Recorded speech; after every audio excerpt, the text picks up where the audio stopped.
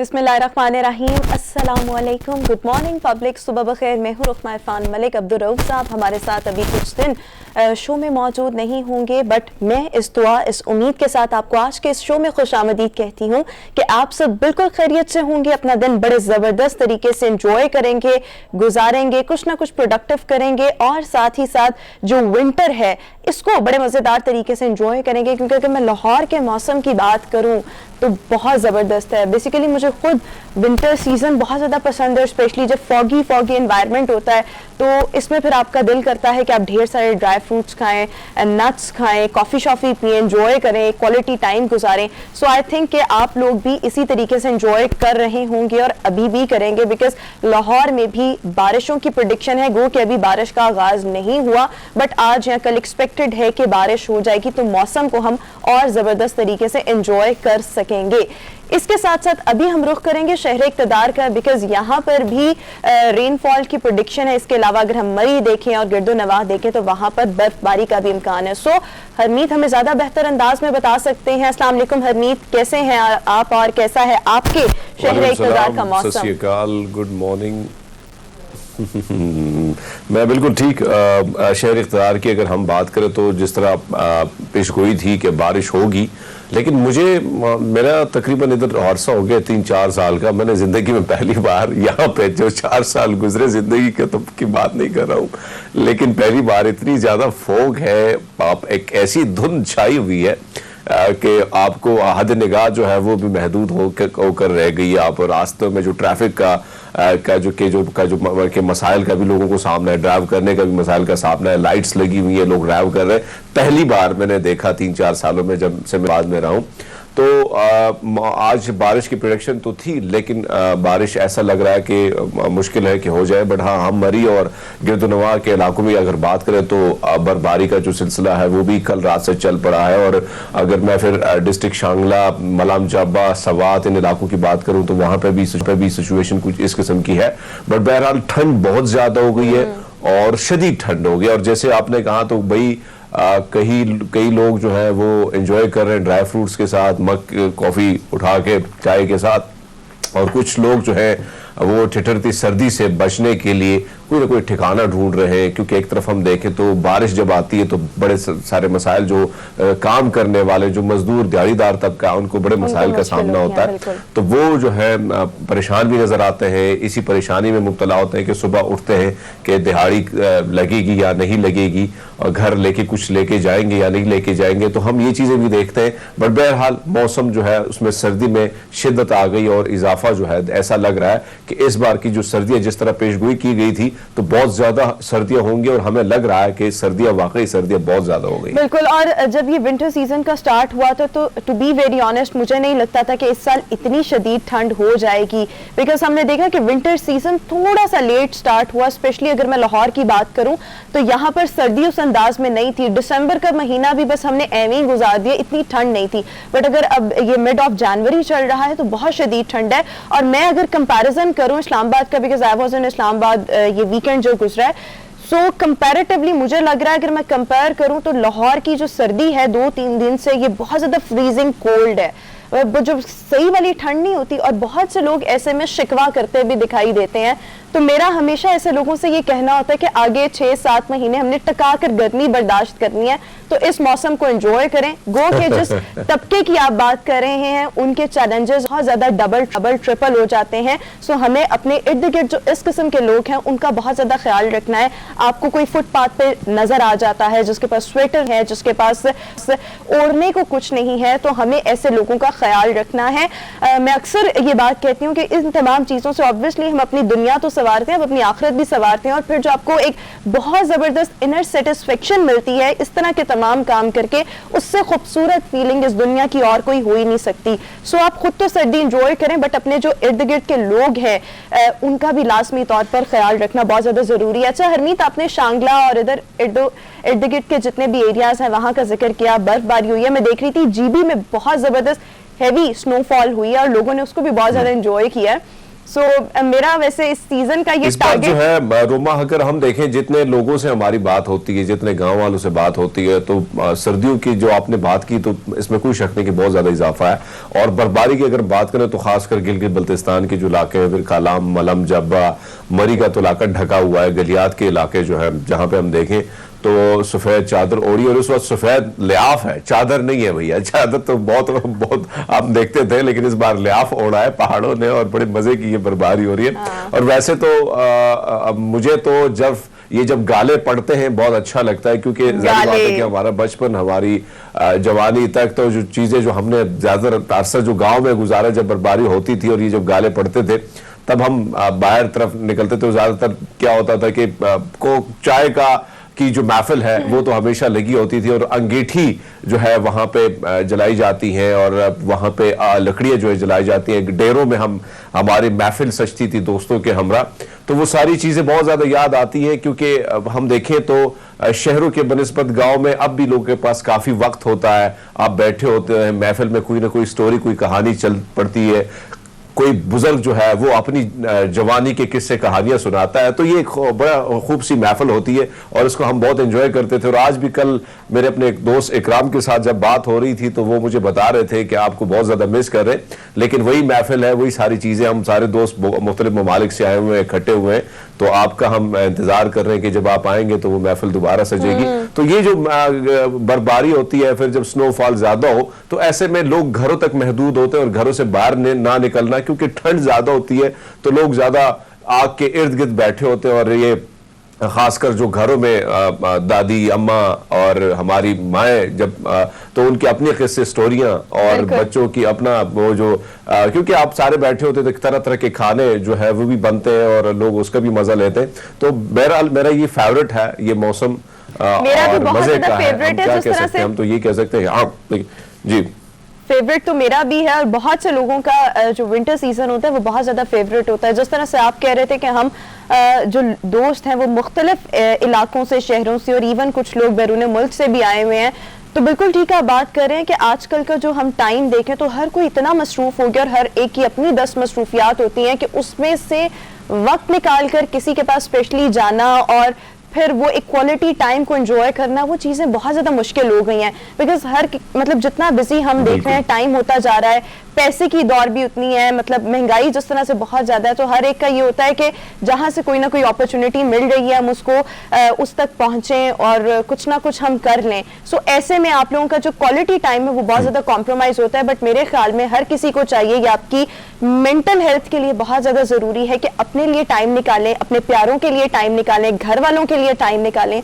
अपने दोस्तों यारों के लिए टाइम निकालें, और चाहे महीने में एक बार, 2 महीने में एक बार मिल लें, बट वो जो राब्ते हैं वो टूटने नहीं चाहिए। और जब आप फिर मिल बैठे तो वो लगे कि आप का जो बिल्कुल साथ है वो बहुत जबरदस्त है, वो टूटा ही नहीं था कभी। जी जी जी जी जी जी जी कैरी ऑन। बिल्कुल, बहुत अच्छी बात आपने की। और अगर हम देखें तो एक वक्त ऐसा था कि पूरा हम हमेशा जब बैठे होते थे महफिल में या किसी घर में बैठे होते तो बात ये होती है कि पहले एक कमाता था और सारे खाते थे। अब सारे कमाते हैं, लेकिन वो जो चीजें पूरी अब भी नहीं हो रही, क्योंकि महंगाई के साथ साथ हमारी ख्वाहिशात जो है, महंगाई तो चलो हम देखें हर एज में कोई ना कोई महंगाई जो है उसका रोना लोग रोते रहते हैं, लेकिन साथ साथ जो ख्वाहिशात है वो इतनी बढ़ गई है, हर इंसान को उसको अपना लाइफस्टाइल जो है वो एक डिफरेंट तरीके से गुजारना है, जिसकी वजह से हम देखते हैं कि कहीं ना कहीं ये जो दौड़ धूप है इसमें तेजी इसलिए भी आ गई है कि कभी एक वक्त था कि एक खाने पे भी गुजारा हो जाता था, कभी एक सूट ईद के लिए सिला दिया जाता था तो पूरा साल वो वही पहना जाता था। लेकिन अब हम देखते हैं कि हर वीक में, बल्कि खवातीन तो हमसे ज्यादा आगे बढ़ गई हैं, हर दूसरे तीसरे दिन अगर, क्योंकि एक महफिल में जो सूट पहन लिया तो फिर खवातीन जो है वो दोबारा वो सूट जो है दोबारा नहीं पहनती। हम लड़कों की तो एक शर्ट होती है, बड़े काम आ जाती है, उसके ऊपर एक कोट पहन लिया, दूसरा पहन लिया, कोई इस तरह जज नहीं करता। ये बात आप ना ये जो चीजें हम देखते हैं तो बहुत सारी चीजें, हाँ ये बात आप ना करें, बिकॉज आपके पास बहुत जबरदस्त कलेक्शन है दस्तारों की, आपको नहीं ये बात करनी चाहिए, कोई और करे तो मैं मान भी लूं। अच्छा, जहां पर आपने ये बात किया ना कि अब जो खवातीन हैं वो एक जोड़ा पहन लिया तो दोबारा वो पहनना गवारा नहीं करती। इसमें बहुत ज्यादा रोल जो है मेरे ख्याल में सोशल मीडिया का बहुत ज्यादा है, बिकॉज लोग जो हैं वो सोशल मीडिया पर जब दूसरे लोगों को देखते हैं, उनका लाइफस्टाइल देख रहे होते हैं, उनके देख रहे होते हैं कि नित नए कपड़े उन्होंने पहने, एक्सेसरीज बहुत ज्यादा है, कहीं ना कहीं गए हुए हैं, जबरदस्त किस्म के खाने चल रहे हैं। सो आजकल ये बहुत ज्यादा ट्रेंडर, इवन मैं भी इसका शौक रखती हूँ कि स्नैपचैट बहुत ज्यादा यूज करना, इंस्टाग्राम बहुत ज्यादा यूज करना और अपनी हर एक्टिविटी को पोस्ट करना।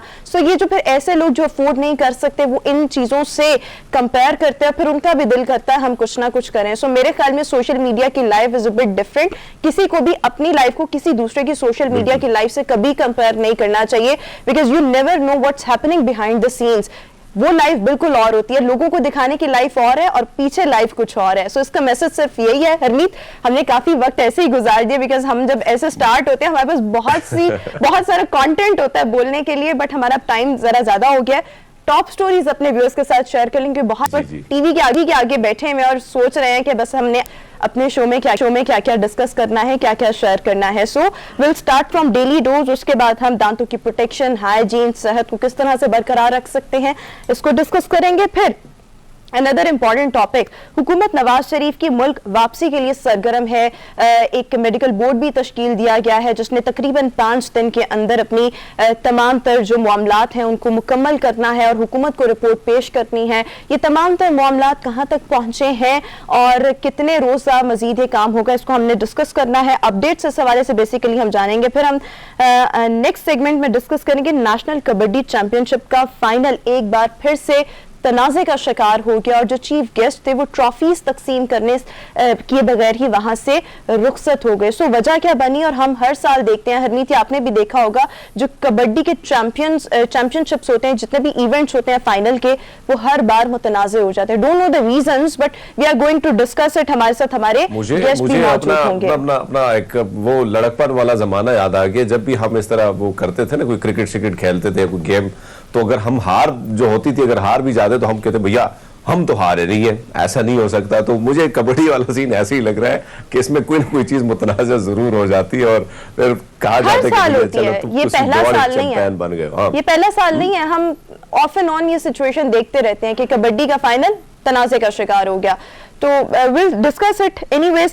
हमारा अगला सेगमेंट जो होगा उसका टॉपिक हमारे पास है खाद और यूरिया का बहरान बहुत ज्यादा शिद्दत इख्तियार कर चुका है पाकिस्तान के मुख्तलिफ शहरों में।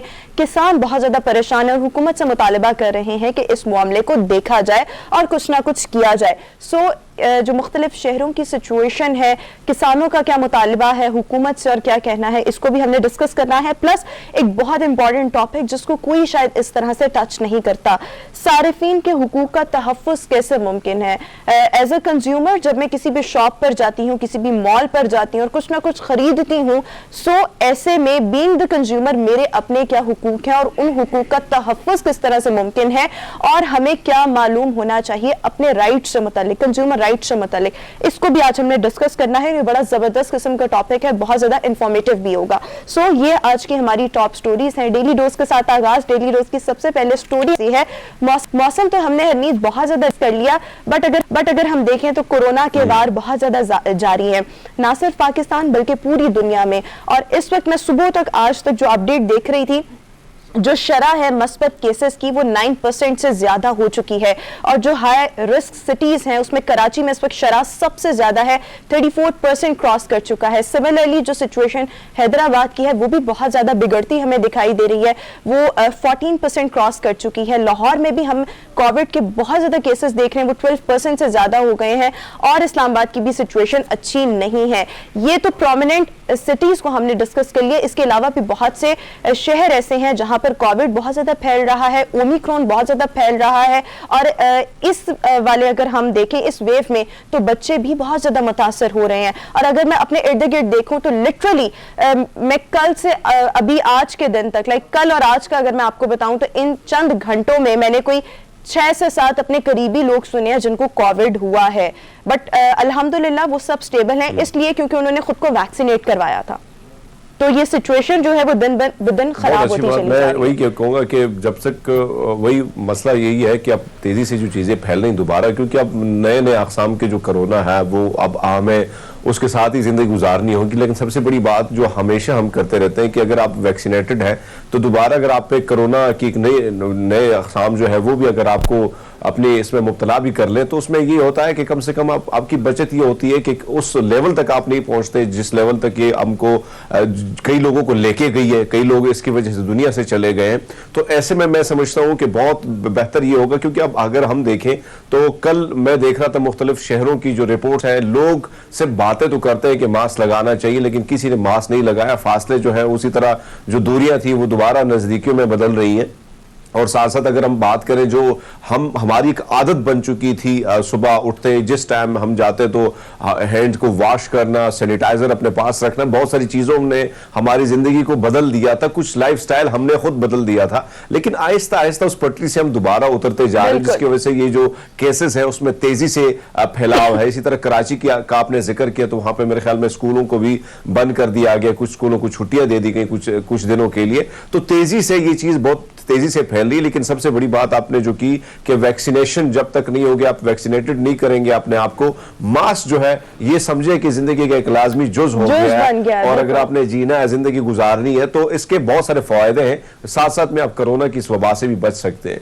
बिल्कुल ठीक आपने बात की है और यही बात हम कल भी बात कर रहे थे कि लोग बहुत ज्यादा रिलैक्स हो गए। हम लोगों की क्या बात करें, हम शायद खुद भी बहुत ज्यादा रिलैक्स हो गए थे कि चीजें बहुत ज्यादा बेहतर हो रही हैं। सो शायद हमें अब उस तरह से कॉन्शियस नहीं रहना, बट अब हमें कॉन्शियस रहना है क्योंकि चीजें बहुत ज्यादा खराब हो रही हैं। जिस तरह से हरमीत ने जिक्र कर रही थी, बच्चे बहुत ज्यादा मुतासर हो रहे हैं। हमने पहली वेव में भी देखा बच्चे मुतासर हो रहे थे, बट अब बहुत ज्यादा केसेस बच्चों में सामने आ रहे हैं। अच्छा, कहने को ये नॉर्मल फ्लू है, नॉर्मल कफिंग आ रही है, स्नीजिंग हो रही है, बट अगर ये तमाम लोग अगर टेस्ट करवाएं तो सबको ही मेरे ख्याल में कोविड हो रहा है। चीजें बहुत ज्यादा खराब हो रही हैं और ओमिक्रॉन के बारे में हम शुरू से ये बात करें कि it's not that kind of dangerous, but ये बहुत तेजी से फैलता है। सो इस बारे में आपने रिलैक्स नहीं होना, क्योंकि इतना कोई वो है नहीं, डेंजरस नहीं है। रोमा, एक और चीज मैं थोड़ा सा इंटरप्ट करूंगा आपको। मुझे कल की बात है कि मैं कहीं जा रहा था तो एक वहां पे एक शॉपकीपर ने मुझसे पूछा कि आपको तो टीवी पे हम देखते रहते हैं, ये बताइए कोरोना, आज भी कुछ लोग मानने को तैयार नहीं है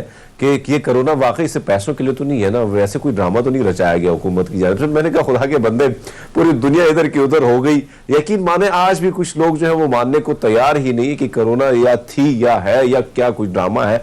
लोग इस चीज पर भी नहीं आ रहे। तो मैं उनसे भी गुजारिश करूंगा कि खुदा के बंदो, हालात जो है इस कदर खतरनाक हमने देखे हैं कि लोग घरों तक महदूद थे, तो क्यों ये चीजें अगर होती या रचाई जाती है, दुनिया में रचाई जाती, तो अपनी मईशत का बेड़ा खुद तो किसी ने गर्क नहीं करना था ना। जो हो गया, जो सिचुएशन हमने देखी, जो लोगों की डेथ हो गई, तो ये जो है इस चीज को भी थोड़ा सा बदलना होगा, समझाना होगा लोगों को भी, लोगों को खुद समझना होगा कि इनके इर्द गिर्द क्या हो रहा है। अब आपने जो बात की, हमने पहले वेव में हमने देखा कि बच्चे जो है उसी तरह उन पर असर नहीं हो रहा था, उसी तरह बीमारी कोरोना में मुब्तला वो नहीं हो रहे थे। लेकिन ये दूसरी वेव जो आई है इसमें ये है कि डॉक्टर साहब जो गुज़िश्ता जो हमारे साथ शो में थे तो उनका ये भी कहना था कि इसमें बच्चे बहुत ज्यादा तादाद में, अमेरिका मुख्तलिफ ममालिक में भी इस वक्त बच्चों की सबसे ज्यादा तादाद जो है वो कोरोना में मुब्तला हो चुके हैं। तो ये सिचुएशन है कि बच्चों का ज्यादा ख्याल रखें। बिल्कुल, बच्चों का भी बहुत ख्याल रखें। प्लस जो मैं बात हरमीत करी थी वो ये थी कि हम ओमिक्रॉन के बारे में बार बार ये बात करें कि it's not that kind of dangerous, but मेरे या आपके लिए शायद उतना डेंजरस ना हो, लेकिन खुदा ना ख्वास्ता किसी ऐसे बंदे को आपसे लग जाए जिसमें ऑलरेडी कोई कोमॉर्बिड कंडीशन है, जिसको हार्ट इश्यूज हैं, जिसको डायबिटीज है, जिसके और बहुत सारे हेल्थ इश्यूज हैं, उसके लिए ये बहुत ज्यादा लीथल और खतरनाक साबित हो सकता है। सो आपने अपनी हिफाजत भी करनी है, अपनी जो सराउंडिंग्स में लोग हैं, अपने जो रिश्तेदार हैं, अपने जो दोस्त हैं, अपने इर्द गिर्द जो कॉलीग्स हैं, उनकी भी हिफाजत करनी है। सो इसके लिए हमें SOPs पर दोबारा से आना होगा। मास्क का लाजमी इस्तेमाल, सैनिटाइजर का लाजमी इस्तेमाल, और कोई बात नहीं आप गैदरिंग्स में जाएं, बट ऐसी गैदरिंग्स में जाएं जहां पर सोशल डिस्टेंसिंग के उसूलों को फॉलो किया जा सके। सो द मैसेज इज कि आपने अब दोबारा से SOPs को फॉलो करना स्टार्ट करना है। एनीवेज हम अपनी नेक्स्ट स्टोरी की तरफ आएंगे और वो समहाउ इसी से ही लिंक्ड है। हमने देखा कि कोविड की वजह से हमें इंपॉर्टेंस पता चली सैनिटाइजर की, और सैनिटाइजर के साथ साथ हमें मास्क की भी इंपॉर्टेंस पता चली, और जो मास्क है वो मेरे ख्याल में कोविड तो एक चीज है ही, बट इसके अलावा अगर आप मास्क का इस्तेमाल करते हैं तो आप और भी मुख्तलिफ बीमारियों से बच सकते हैं, इवन अपनी आइडेंटिटी भी छुपा सकते हैं। मोस्टली लोग अब मास्क को इसलिए नहीं इस्तेमाल कर रहे कि उनको कोविड होने का खतरा है, वो इसलिए इस्तेमाल कर रहे हैं because they just want to hide their own identity. But anyways इस पर बहुत ज्यादा काम हो रहा है, जदीद से जदीद तरीन मास्क जो है वो भी मुतारिफ करवाए जा रहे हैं। सो ऐसा ही एक मास्क अमेरिका की नॉर्थ वेस्टर्न यूनिवर्सिटी के कुछ साइंटिस्ट ने मुतारिफ करवाया है। Basically it's called a smart face mask. N95 mask है, इसी के अंदर सेंसर्स को लगाया गया है और ये जो मास्क है जब आप लगाएंगे सो ये आपका जो हार्ट से डेटा है या इवन जो आपके सांस का डेटा है उसके कुछ चीजें कलेक्ट करके ये आपको बता सकता है कि क्या आप स्ट्रेस और एंजाइटी का शिकार हैं या नहीं है, या आपकी हार्ट बीट कैसी है, आपका टेम्परेचर कैसा है। सो ये बहुत जल्द जो आम लोग हैं मार्केट में आम लोगों के लिए दस्तयाब होगा। सो जिस तरह से जिद्दत चीजों में आती जा रही है, अब इसी तरह जिद्दत हम सैनिटाइजर्स में भी देख रहे हैं और मास्क में भी देख रहे हैं। जी हरमीत, बहुत अच्छी बात आपने की, चीज़ों में बहुत तेज़ी से, क्योंकि कोरोना हमें बहुत कुछ सिखाया। बहुत सारे, आपको याद होगा इस पर हमने गुफ्तगू की थी कि बहुत सारे लोग बेरोजगार हो गए, तो रोजगार के लिए एक नया सिलसिला शुरू हो गया पाकिस्तान में, इसी तरह पूरी दुनिया में ऑनलाइन। इसी तरह अगर आज हम देखें तो बीमारी से बचने के लिए या जो वैक्सीनेशन का जो, क्योंकि बहुत ज़्यादा लोग टेंस इसलिए भी थे कि क्या इसकी कोई दवाई होगी, निकलेगी, नहीं आएगी, लेकिन साइंसदानों ने वो कारनामा सर अंजाम दिए जिससे लाखों करोड़ों लोगों की जो जिंदगी है वो बच गई। और आज जो इस मास्क की आप जिक्र कर रहे हैं, तो कोरोना ने वाकई बहुत कुछ सिखाया। और साथ साथ हम देख रहे हैं तो बहुत सारी ऐसी चीजें जो मेडिकल लाइन जो है उसमें भी हम देखते हैं तो तेजी से चीजों में जिद्दत आ रही है। और वो जिद्दत जो इंसान की जो मुश्किलात हैं, जिन मुश्किलात के इंसान को सामना होता है, तो उससे आपकी उस मुश्किलात को कम करने के लिए नई नई सारी चीजें जो आती हैं, ये जो इंस्ट्रूमेंट आते हैं, जो आलात आते हैं, तो आपकी जिंदगी मजीद आसान होती है। और ये जो मास्क है भाई, बहुत सारी चीजें आपको अगर डॉक्टर के पास जाने की जरूरत भी नहीं है, आपको पहले से बता दी कि भैया दिल की धड़कनें तेज हो रही, ख्याल रखें आपका जो है, या आपको कौन सी बीमारी हो सकती है। तो मैं समझता हूँ कि बहुत अच्छा वो है। और बल्कि ये जब आम होगा, आम लेवल तक ही पहुंचेगा, और मेरे ख्याल में जल्द पहुंच जाएगा, क्योंकि हालात इस किस्म के हैं कि पूरी दुनिया को अब ज़रूरत है इन तमाम तर चीज़ों की, क्योंकि बचना तो है इस बीमारी से, अपने आप को सेहतियाब रखना है। तो मेरे ख्याल में जब ये आम मार्केट में पहुंचेगी तब भी इसके बहुत सारे फ़ायदे होंगे जिस तरह अब बताए जा रहे हैं।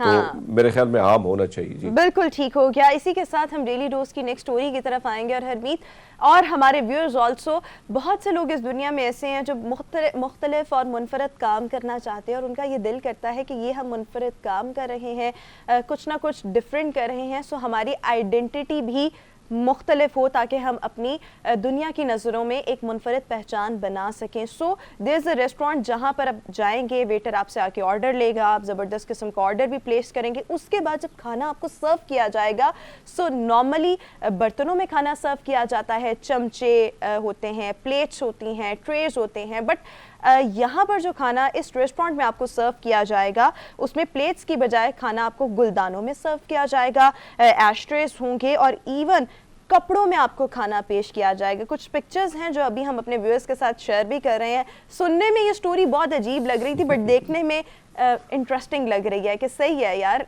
चलेगा।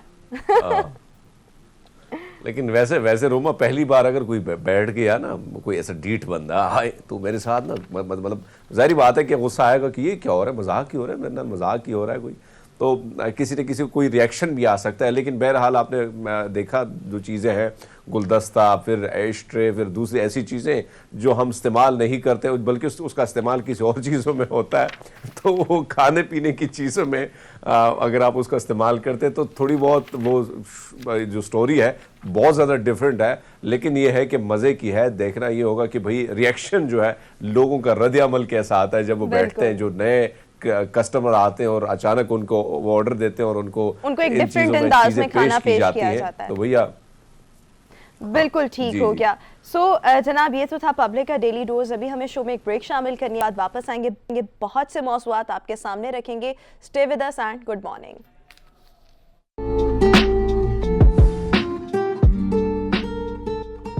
ब्रेक के बाद एक बार फिर से गुड मॉर्निंग पब्लिक में आपको खुशामदीद कहेंगे। दांतों की हिफाजत, दांतों की सेहत को किस तरह से बरकरार रखना है, इसके लिए Colgate sparkle is the best toothpaste, because इसके जो इंग्रेडिएंट्स हैं वो बहुत ज़बरदस्त हैं और वो आपके दांतों को हर तरह से प्रोटेक्शन प्रोवाइड करते हैं। इसमें शामिल है फ्लोराइड, इसमें शामिल है लौंग, इसमें शामिल है पर्ल पाउडर। और अगर हम देखें तो फ्लोराइड से आपके दांत बहुत ज़्यादा मजबूत होते हैं, दांतों में कीड़ा नहीं लगता, दांतों में कैविटीज़ नहीं लगते। जब कीड़ा नहीं लगेगा, कैविटीज़ नहीं लगेंगे तो ऑटोमेटिकली आपके दांत बहुत ज़्यादा मजबूत हो जाएंगे, स्ट्रॉन्ग हो जाएंगे। इसके अलावा पर्ल पाउडर को अगर हम देखें, जो कि कोलगेट स्पार्कल के इस टूथपेस्ट में शामिल है, आपके दांतों को बहुत ज़्यादा सफ़ेदी फराहम करता है। बहुत से लोगों का ये मसला होता है, कुछ लोग स्मोकिंग करते हैं, कुछ लोगों के नेचुरली दांत थोड़े से डल होते हैं। इसके अलावा कुछ लोग चाय और कॉफ़ी का बहुत ज़्यादा इस्तेमाल करते हैं, जिसकी वजह से आपके दांतों के ऊपर पिलाहट बहुत ज़्यादा आ जाती है। सो अगर आप रोज़ाना कोलगेट स्पार्कल को एक अच्छे टूथब्रश के साथ जब इस्तेमाल करेंगे तो नेचुरली आपके दांतों में सफ़ेदी आएगी, जो कि आएगी पर्ल पाउडर की वजह से। अपार्ट फ्रॉम पर्ल पाउडर, लौंग की तरफ आ जाते हैं। बहुत से लोगों को दांतों में ठंडा गर्म लगने की शिकायत होती है, किसी भी किस्म की और तकलीफ का सामना उन्हें करना पड़ता है, या इसके साथ साथ उनको प्रॉब्लम होती है उनके मुंह से स्मेल, जो कि आपकी पर्सनालिटी को बहुत ज़्यादा डैमेज कर देती है। सो इन तमाम चीज़ों को, इन तमाम इश्यूज़ को अवॉइड करने के लिए लौंग का इस्तेमाल कोलगेट स्पार्कल में किया गया है। इसके साथ साथ सिर्फ यही नहीं, रिकमेंडेड ये है कि आप दिन में 2 बार नाश्ते के बाद और रात सोने से पहले कोलगेट स्पार्कल को किसी बहुत ज़बरदस्त अच्छे क्वालिटी के टूथब्रश के साथ लाजमी तौर पर इस्तेमाल करें। और इसके साथ साथ जब भी आपने कोई मीठा खाया है तो लाजमी तौर पर कोलगेट स्पार्कल का इस्तेमाल करें, ताकि आप अपने दांतों को कैरीज से, कैविटीज से प्रोटेक्ट रख सकें और आपके दांतों से स्मेल भी ना आए, आपके मुंह से इनफैक्ट स्मेल भी ना आए।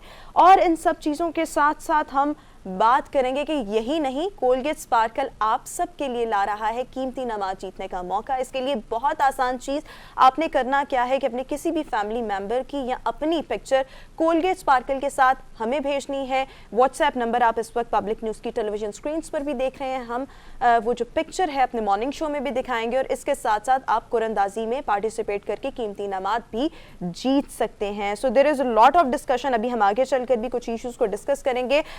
मौजू पर गुफ्तगू करने के लिए obviously dental surgeon, dentist doctor Zahra Masood हमारे साथ इस वक्त शो में मौजूद है। Thank you so much Zahra and welcome to good morning public. But आपकी तरफ सवाल थ्रो करने से पहले हरमीत का ज़रा फटाफट से कमेंट ले लें। जी हरमीत। बिल्कुल रोमा, आपने तो फरमाया कि अगर हम देखें बहुत सारे लोग जो हैं, मैं तो सिर्फ यही कहूँगा, आज रोज साहब ने तो उनका पैगाम मैं ही डिलीवर कर देता हूँ। उमूमन हम देखते हैं कि जो ब्रश है उमूमन लोग जो हैं वो सुबह के वक्त कर लेते हैं। बहुत कम लोग ऐसे होते हैं कि 2 वक्त ब्रश करते हैं, टूथब्रश करते हैं। तो मैं उनसे ये गुजारिश करूंगा कि जारी बात है कि आप पूरा दिन खा पी लेते हैं, रात को जारी बात है कि रात को खाने के बाद मीठा भी हो जाता है, कहीं ना कहीं लोगों की आदत भी है। तो रात को सोते वक्त अमूमन आप ब्रश की एक आदत डालें, क्योंकि जो बैक्टीरिया है, जो चीज़ें ज़रात आपके इसमें दांतों में रह जाते हैं, गम्स में रह जाते हैं, तो उससे कई ना किस्म की जरासीम जो है, बैक्टीरिया वगैरह जो है आपको नुकसानदेह आपके लिए साबित हो सकती हैं। तो रात को सोने से कबल जो है वो आप ब्रश लाजमी कीजिएगा। और सुबह जो है नाश्ते के से पहले तो हम ब्रश करते हैं, लेकिन बहुत लोगों की आदत होती है कि उन्होंने खाया होता है मज़े मज़े का नाश्ता, तो उनका दिल करता है कि जो मुँह में स्वाद है ये ना जाए, इसलिए वो ब्रश नहीं करते। तो उनसे भी गुजारिश होगी कि भैया स्वाद लेने हैं तो आपने जब तक दांत होंगे तो ये स्वाद बरकरार होगा, वरना नहीं होगा। तो उससे बेटर है कि आप जब नाश्ता भी कर लेते हैं तो उसके बाद भी ब्रश कीजिएगा, क्योंकि बहुत सारे जर्म जरासीम जो है, बहुत सारे बैक्टीरिया आपके दांतों से जो चिपका होता है वो हट सकता है। और बहुत बड़ी बात यह है कि एक ही टूथपेस्ट में 3 चीज़ें, फ्लोराइड है, पर्ल पाउडर है, लौंग है, तो ये तीनों चीज़ें काफ़ी मुफीद साबित होती हैं। तो मेरी गुजारिश होगी कि भैया ब्रश करें। जो हमने तो 2 दफ़ा कहा है, लेकिन अगर 3 मरतबा करते हैं तो और इसकी जो है मुफीद साबित होगा आपके दांतों के लिए। बिल्कुल ठीक हो गया। सो डॉक्टर ज़हरा की तरफ अभी हम आएंगे। ज़हरा, आपसे सबसे पहला तो सवाल ये कि कैविटीज़ या कीड़ा या केरीज दांतों में लगते क्यों हैं? हम किस तरह से अपने दांतों का ख्याल नहीं रख पाते तो हमें इस प्रॉब्लम का सामना करना पड़ता है? जिस तरह अभी हमारे जो साथी एंकर हैं इस्लामाबाद में, इन्होंने जिस तरह बताया, this is actually the sum up. जब हम रात को टूथब्रश नहीं करते और जो सारा दिन का खाया पिया जो है हमारे दांतों के साथ चिपका रह जाता है और उसको हम साफ़ नहीं करते, तो क्या होता है कि रात को जब हम सो रहे होते हैं तो ज़ाहिर है मुंह के अंदर जो स्लाइवरी एक्टिविटी होती है, यानी स्लाइवा, जो सलाइवा एक प्रोटेक्टिव जो है हमारा जो अंदर मुंह के अंदर थूक होता है वो हमें हमारे दांतों को प्रोटेक्ट कर रहा होता है वेयर एंड टेयर से, कैविटीज़ के साथ, जरासीमों के साथ। तो जब रात को डेफिनेटली सलाइवा फ्लो कम हो जाता है तो फिर जो बैक्टीरियाज हैं उन्हें बहुत मैक्सिमम चांस मिल जाता है कि वो रात को जो है हमारे दांतों को डैमेज करें, एनामल को डैमेज करें और उसके बाद जो है वो टूट फूट का शिकार हो जाएं। अच्छा, अब जैसे उन्होंने ये बताया कि अगर हम नहीं करेंगे टूथब्रश तो फिर क्या होता है कि जो बैक्टीरियाज जो बैठे हुए होते हैं दांतों के ऊपर वो स्टिक कर जाते हैं, खाने के साथ ही वो स्टिक कर जाते हैं। वो सारी रात जो है वो अपने जिस्म के अंदर से थोड़ा थोड़ा तेज़ाबी मादा सिक्रीट करते रहते हैं। यानी बैक्टीरियाज के अंदर एक एसिड होता है जो दांतों के ऊपर गिरता है, और जब वो गिरता है तो फिर क्या होता है कि उसके अंदर घड़े पड़ जाते हैं जिसे हम कैविटीज़ कहते हैं। जैसे आप देखें, आप ज़मीन के ऊपर थोड़ा सा एसिड डालेंगे तो एट द स्पॉट वहाँ पर जो है वो पिटिंग हो जाएगी। तो same happens with our teeth as well, कि जब हम रात को दांत साफ नहीं करके सोएंगे और वहाँ पर बैक्टीरियाज जो हैं वो अपनी एसिडिक एक्टिविटी करेंगे तो उसकी वजह से जो है वो कैविटीज़ हो सकती हैं। अमूमन देखा ये जाता है कि 90% जो दांतों के अंदर कैविटीज़ लगती हैं वो रात के टाइम ही लग रही होती हैं। इसलिए हमने रात को जो है सोने से पहले दांत साफ लाजमी करने हैं। सुबह उठ रहे हैं, सुबह उठ के सिर्फ कुल्ली करनी है, कुल्ली करने के बाद नाश्ता करना है और नाश्ता करने के बाद टूथब्रश करके तो फिर अपने स्कूल, कॉलेज, ऑफिस जहाँ भी जाना है वो जाना है। और ये जो है एक्चुअल ये सही प्रैक्टिस है। अच्छा, ये भी बताइएगा कि कोई भी टूथ पेस्ट सिलेक्ट करने से पहले हमें उसके क्या इंग्रेडिएंट्स देखने चाहिए, कि हम देख लें कि अच्छा इसमें ये इंग्रेडिएंट्स शामिल हैं, so now we have to select this and we have to go for this option. बिल्कुल, हमारी जो मार्केट में डिफरेंट टाइप की टूथपेस्ट होती हैं, हर एक की अपनी पर्टिकुलर इंडिकेशन होती है। जैसे जिन लोगों के मुंह से स्मेल आती है उनके लिए डिफरेंट टूथपेस्ट होती हैं, जिनके मसूड़ों के अंदर से खून आता है उनके लिए डिफरेंट है, जिनको ठंडा गर्म लगता है उनके लिए डिफरेंट है। नॉर्मली आम तौर पर इन नॉर्मल कंडीशंस में हम फ्लोराइड बेस्ड टूथपेस्ट को जो है वो चूज़ करते हैं, और कोलगेट स्पार्कल में जो इसका एक्टिव इंग्रेडिएंट है वो फ्लोराइड बेस है, तो दैट इज़ गुड इनफ। क्योंकि हमने सारे दिन में डेफिनेटली कुछ ना कुछ वेयर एंड टेयर जो है वो एनामल का होता रहता है, तो हमें एक एडिटिव जो प्रोटेक्शन है फ्लोराइड की सूरत में वो चाहिए होती है, ताकि जो एनामल को रगड़ पड़ रही है उसको साथ साथ जो है उसका फ्लोराइड कंटेंट उसका पूरा होता रहे डेली बेसिस पे। तो अगर इसके अलावा ठंडा गर्म लगता है तो ठंडे गर्म की अलग टूथपेस्ट होती है। अगर वाइटनिंग रिक्वायर्ड है तो वाइटनिंग के लिए भी अलग टूथपेस्ट। तो ये अलग-अलग ऑप्शंस में जाने से बेहतर है कि तीनों चीजें आपको एक ही टूथपेस्ट में मिल रही हैं। अच्छा, टूथब्रश का इंतखाब हमने किस तरह से करना है? क्या चीज़ है जिसकी बेस पर हमने सोचना है कि ये वाला टूथब्रश हमारे दांतों के लिए बेहतरीन ऑप्शन है? अच्छा, टूथब्रश के जो ब्रिसल्स होते हैं वो डिफरेंट टाइप्स के होते हैं। उसमें सॉफ्ट ब्रिसल्स वाले टूथब्रश भी होते हैं, मीडियम ब्रिसल्स वाले भी होते हैं और हार्ड ब्रिसल्स वाले भी होते हैं। बच्चों के लिए और हमारे लिए, एडल्ट्स वगैरह के लिए जो सबसे जो रेकमेंडेड है दैट इज़ सॉफ्ट ब्रिसल्स वाला टूथब्रश। मीडियम या हार्ड जो हैं वो बच्चों के लिए और हमारे एडल्ट हम लोगों के लिए, मतलब मिडिल एज ग्रुप और जो ओल्ड एज ग्रुप है इनके लिए जो रेकमेंडेड है दैट इज़ सॉफ्ट ब्रिसल्स वाला टूथब्रश। क्योंकि इनामल होता है बहुत फ्रेजाइल और हम नहीं चाहते कि हम जो है वो हार्ड ब्रिसल्स वाला टूथब्रश यूज़ करके उसके ऊपर स्क्रैचेस डालें या रगड़ डालें। सिर्फ जो स्मोकर्स हजरात हैं जिनके ऊपर बड़ी स्टेनिंग उनकी बहुत जल्दी आती है, दांतों के ऊपर बहुत स्टेनिंग, तो सिर्फ वो हार्ड ब्रिसल्स वाला जो है वो टूथब्रश यूज़ कर सकते हैं। ठीक है जी हरमीत। अच्छा, वैसे तो अगर हम देखें ज़्यादातर ऐसे दांत जो हसास दांत होते हैं, सेंसिटिव होते हैं, तो उनके लिए भी हम देखते हैं कि ज़्यादा दर्द होता है, तकलीफ़ होती है लोगों को और उनको मसाइल जो है थोड़े ज़्यादा भी होते हैं। तो ऐसे में कोलगेट स्पार्कल में वो क्या चीज़ है जिससे वो इस हसास दांतों से वो जो दर्द है हसास दांतों को उससे निजात हासिल कर सकते हैं?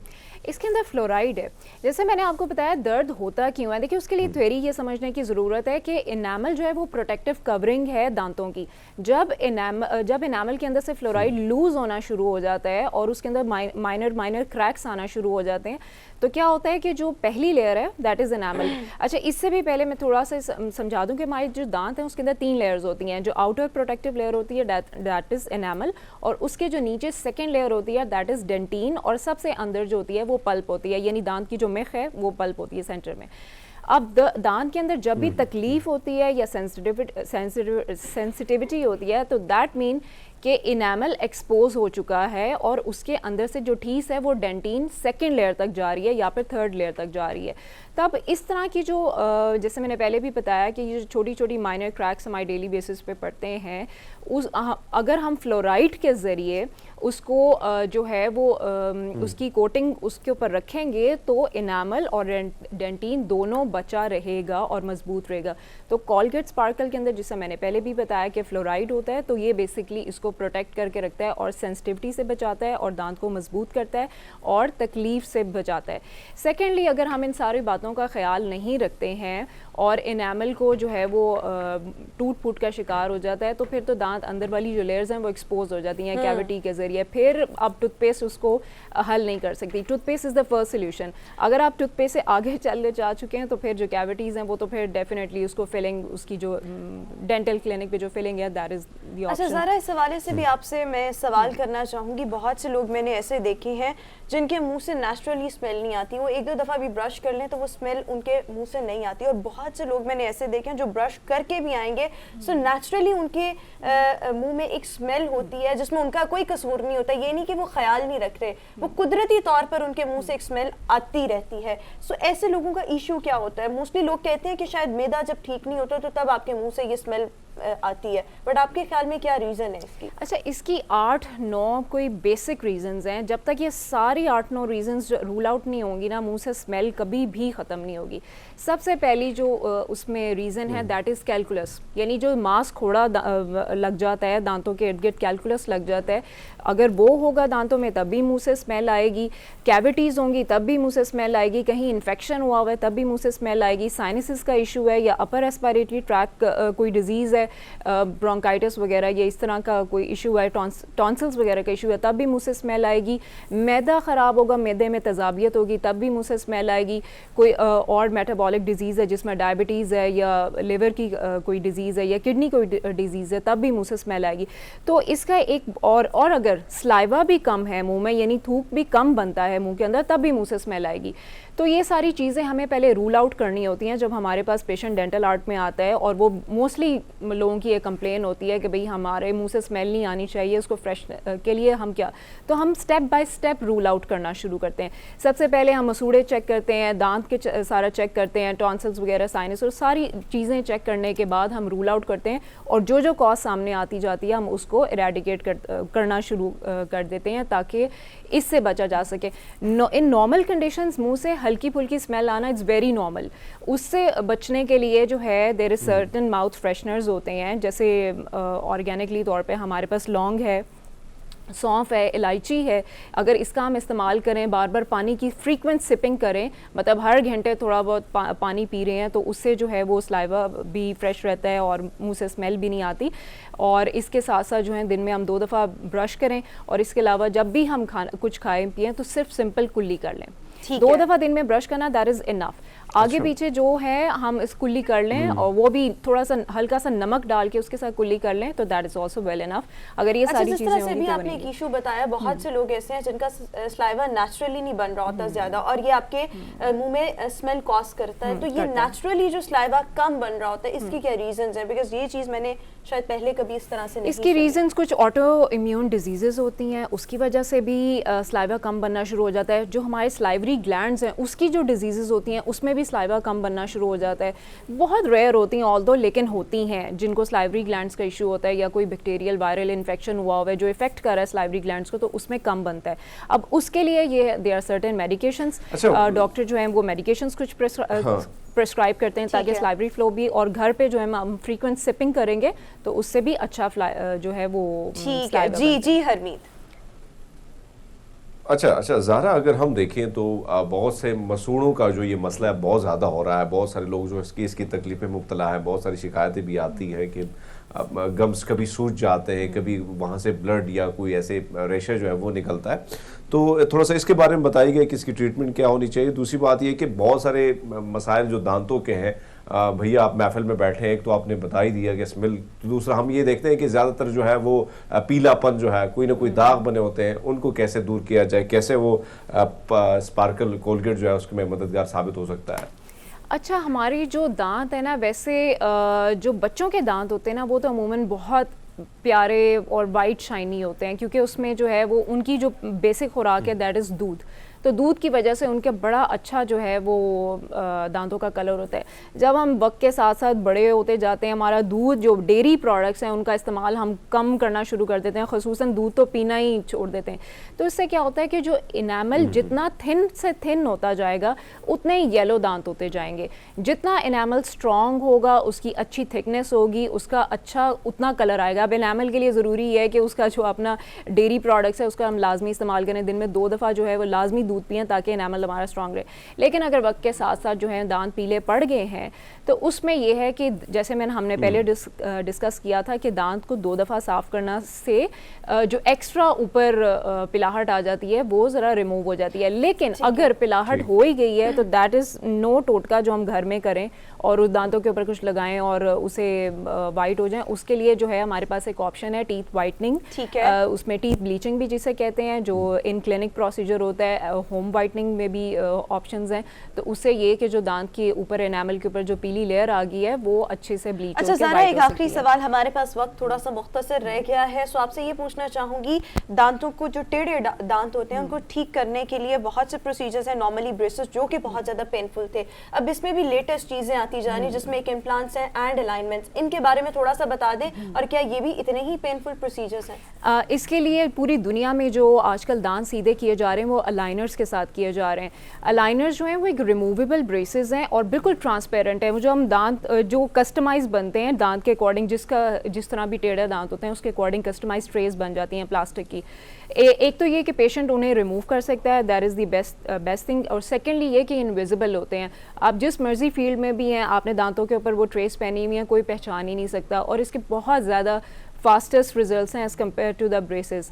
और सेकेंडली ब्रेसेस में जैसे पेन की बात हुई थी, ब्रेसेस वाकई एक पेनफुल प्रोसीजर है, लेकिन अलाइनर्स जो है वो पेनलेस है क्योंकि उसमें कुछ ऊपर वायर नहीं लगती, कुछ ऊपर ब्रैकेट नहीं लगता, एक बिल्कुल दांत के ऊपर शीट होती है वो अडेप्ट कर जाती है। तो वो जो है जो लोग अलाइनर्स लगवाना चाहते हैं वो जो है alinersglobe.com को विज़िट कर लीजिए, उसके ऊपर ज़्यादा उनको मालूमात मिल जाएंगी और पूरे पाकिस्तान में वो चाहे जिस मर्जी सिटी में है वहाँ पर उनका। बहुत शुक्रिया डॉक्टर ज़हरा मसूद हमारे साथ शो में मौजूद थी। दांतों की प्रोटेक्शन अब आपने इसी अंदाज में जो ज़हरा ने आपको कुछ सजेशंस दी हैं, इसके अलावा कोलगेट स्पार्कल का लाजमी तौर पर इस्तेमाल करना है एक ज़बरदस्त किस्म के टूथ ब्रश के साथ। अभी हम एक ब्रेक पर जाना है, ब्रेक के बाद वापस आएंगे।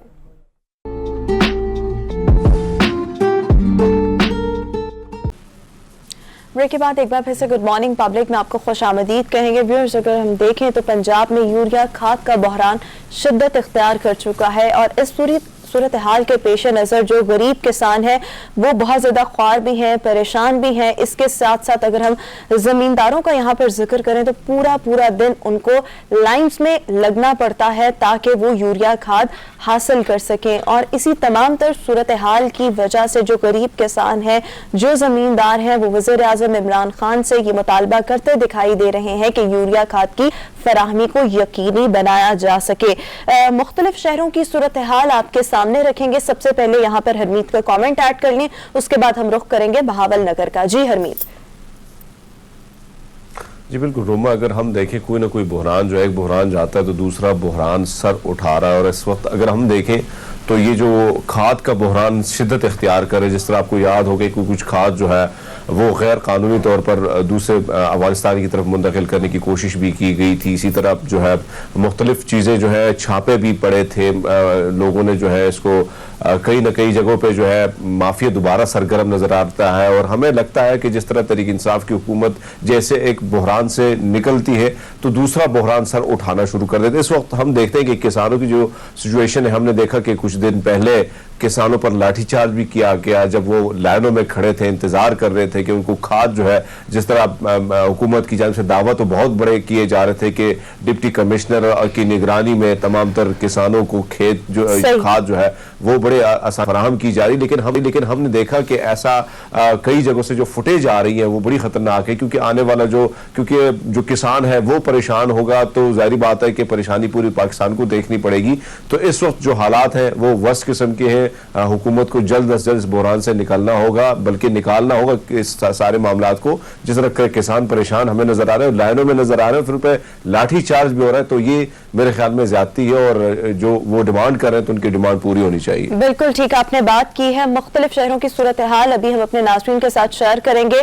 बहावल नगर का रुख करेंगे, जहां पर पूरे मुल्क की अगर हम बात करें तो ये जो बहरान है वो शिद्दत अख्तियार करता जा रहा है। सूरत हाल खासी इंटेंसिफाई हमें नजर आ रही है। सो बहावल नगर का हम जिक्र करें, सो यहाँ का भी जो गरीब किसान है वो बहुत ज्यादा परेशान है और यही मुतालबा करता हुकूमत से, वज़ीर आज़म इमरान खान से मुतालबा करता दिखाई दे रहा है कि यूरिया खाद की फराहमी को यकीनी बनाया जा सके। सूरत हाल क्या है, हमारे नुमाइंदे अदील जमील इस वक्त हमारे साथ मौजूद हैं। अदील, ताज़ा तरीन सूरत हाल क्या है, गरीब किसानों का क्या कहना है, कौन कौन सी जगहें ऐसी हैं जहां पर यूरिया खाद मिल रही है और किन किन एरियाज में नहीं मिल रही? जी हाँ, बिल्कुल मुल्क भर की तरह ज़िला बहावल नगर में भी खाद का बहरान जो है वो शिद्दत इख्तियार करता जा रहा है। किसान यूरिया खाद के हसूल के लिए दर बदर की ठोकरें खाने पर मजबूर हैं, पर उन्हें यूरिया खाद नहीं मिल रही। किसानों की मुश्किलात जो हैं वो दिन ब दिन बढ़ती जा रही हैं। मैं मौजूद हूँ नगर के ज़राअत के ऑफिस में। मेरे साथ कुछ किसान मौजूद हैं जो खाद के हसूल के लिए यहाँ आए थे। हम इनसे जान लेते हैं कि इन्हें किन मुश्किलात का सामना है। जी आप बताएं कि आपको खाद के हसूल के हवाले से किन मुश्किलात का सामना है? हम सुबह से आते हैं, शाम तक इधर दफ्तर के चक्कर काट रहे हैं। कभी कहते एसी साहब नहीं है, कभी कहते डीसी साहब से बात हो रही है, आपका जल्दी इंतज़ाम करेंगे कुछ। अभी तक 15 दिन हुए हैं, कोई इंतज़ाम नहीं हो रहा। मंडी के जो ताजर ज़राअत हैं वो दर बदर हमें ये 2800, 2900, 3000 की बोरी सुनाते हैं। बहुत मुश्किल हो रही है। आप मुझे वज़ीर आज़म से अपील है कि बराए मेहरबानी कीजिए, हमें खाद की फराहमी करें। शुक्रिया। जी, जैसा कि आपने किसान की बात सुनी, उनका यही कहना था कि हम 15 दिन से चक्कर लगा रहे हैं लेकिन हमें खाद की फराहमी जो है वो नहीं की जा रही। वज़ीर आज़म पाकिस्तान से, वज़ीर आला पंजाब से और ज़िले इंतज़ामिया से किसानों ने जो है वो पुरज़ोर मुतालबा किया है कि हमें यूरिया खाद की फराहमी जो है वो यकीनी बनाई जाए ताकि हमारी मुश्किलात कम हो सके। ठीक है, बहुत शुक्रिया अदील, आप हमें बहावल नगर की सूरत हाल से आगाह करे थे। हरनीति, आपने भी सुना कि गरीब किसान का क्या कहना था। 15 दिन हो गए हैं, वह चक्कर लगा रहा है और उसको यूरिया खाद नहीं मिल रही। अच्छा, ये 15 दिन की बात नहीं, अगर आपको याद हो तो हमने कुछ रोज पहले, तकरीबन 1 महीने पहले भी हमने ये इशू उठाया था और हम उम्मीद कर रहे थे कि शायद चीजें बेहतर हो जाएं। पंजाब हुकूमत भी इस हवाले से कुछ नहीं कर रही। इवन अगर हम फेडरल गवर्नमेंट को देखें तो वो भी कुछ नहीं करे। तब भी किसान यही मुतालबा करते दिखाई दे रहे थे और अब भी किसानों का वही मसला है। सो वही बात कि एक के बाद एक बहरान सर उठाता है, बट हुकूमत जो है इन तमाम चीजों को ओवरकम करने में नाकाम दिखाई दे रही है। जी हरमीत। बिल्कुल ऐसा अगर हम देखें रोमा, तो मुल्क के मुख्तलिफ इलाकों में खासकर पंजाब के हवाले से ये बात जाहिर बात है कि पंजाब पूरे पाकिस्तान को खिलाता है, इसमें कोई शक नहीं कि किसान जो है, जितना हम यहाँ पे किसान को देखते हैं जिस तरह वो काम कर रहा है, तेजी, बहुत सारे ऐसे चीज़ें हैं जिसके हवाले से अगर आप उसको सहूलियात नहीं दे सकते तो जाहिर बात है बहुत सारे मसाइल को उनको सामना होता है। ऐसे में हम मुख्तलिफ शहरों की अगर बात करें तो पिपला में भी यही सूरत हाल है कि वहाँ पे किसान जो है इंतज़ार में है कि कब शेड्यूल जो है, वो शेड्यूल भी अभी तक तय नहीं हुआ, वही लारे लप्पे हैं। लेकिन मेरे ख्याल में हम जान लेते हैं, चौधरी मोहम्मद आसिफ वहां पे हमारे साथ मौजूद है। चौधरी मोहम्मद आसिफ, बताइएगा कि क्या सिचुएशन है वहां पे, किसानों का क्या कहना है इस हवाले से? क्या उनका जो शेड्यूल था जिस हवाले से तय करना था, क्या शेड्यूल तय पाया हुआ है कि नहीं? उसी तरह वो आते हैं सुबह और ख्वार होकर वापस चले जाते हैं। जी बिल्कुल, पिपला में खाद का बहरान शिद्दत अख्तियार करता जा रहा है और ज़मींदारों की परेशानियां रोज़ बरोज़ बढ़ती चली जा रही हैं। ज़मींदार इस वक्त हुकूमती कायम करदा खाद के सेल पॉइंट पर खाद के मुंतज़िर हैं, उनसे इस हवाले से बात करेंगे। आप क्या बताएंगे, कब से आए हैं और खाद मिल रही है नहीं मिल रही? हम तो जुम्मा वाला रोज़ से डेली आ रहे हैं, तो कहते हैं कि आ जाएगी, लेकिन आवाम इतनी होती है कि एक कंटेनर आता है जिसमें से अगर किसी किसान को 10 बैग दरकार हो तो उनको 1 मिलता है। तो इसकी वजह से किसान जो है उनकी फसलें ख़राब हो रही हैं। इसलिए हुकूमत से अपील है कि खाद को ओपन किया जाए या इसका कोई बेहतरीन हल निकाला जाए। जमींदारों का ये कहना है कि खाद को या तो ओपन किया जाए या फिर कोई मुतबादिल हल दिखाया जाए। जमींदारों की जो फसलात हैं वो खराब हो रही हैं और जमींदारों की तरफ से ये मुतालबा किया जा रहा है हुकूमत से और इंतजामिया से कि खाद की फराहमी को हर सूरत यकीनी बनाया जाए ताकि उनकी फसलात बर्बाद होने से बच सके। ठीक है, thank you so much Asif, आपने हमें यहाँ की सूरत हाल से आगाह किया। हरमीत, ये सुना आपने, बिल्कुल ठीक है बात है। ये सिर्फ यही मामला नहीं है, इस पर बहुत सी चीजें मुनहसर हैं। लाइक अगर हम देखें तो जो फसलें हैं वो तबाह बर्बाद हो रही हैं, और ये अब की बात नहीं, 1.5 महीना हो चुका है किसान जो हैं वो हुकूमत से फरियादें करते हमें दिखाई दे रहे हैं, बट हुकूमत है कि उनके कान पर जूं तक नहीं रेंग रही। ये सेकंड टाइमर, हम तो इस मामले पर आवाज बुलंद करते रहेंगे, उठाते रहेंगे, बट द पॉइंट इज कि यहाँ पर हर शख्स का, हर फील्ड का यही हाल है और कोई पुरसाने हाल नहीं है।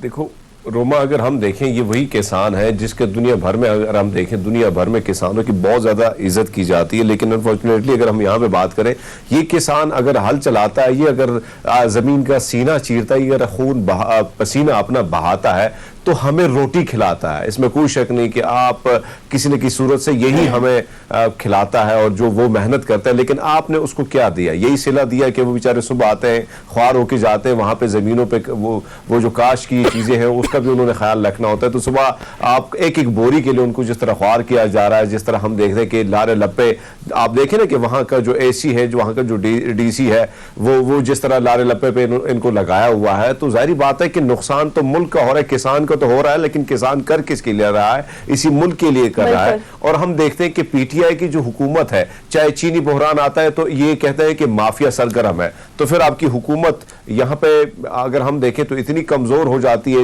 इन माफिया के सामने इतने बेबस है कि इनको कोई समझ नहीं है। कभी आटा माफिया आ जाता है, कभी चीनी, अब ये खाद यूरिया का। तो ये जो सिचुएशन है ये पूरे पाकिस्तान को अगर अपनी लपेट में ले लेगी तो नुकसान जो है, आने वाली फसलें कैसी, इतनी फसलें आपको मिलेंगी कहां से? आप गंदम जो है या मकई या दीगर जो है चीजें हैं वो कैसे आपको इतनी मकदार में मिलेंगी? एक अलग बहरान जो है हमें इसका सामना करना होगा।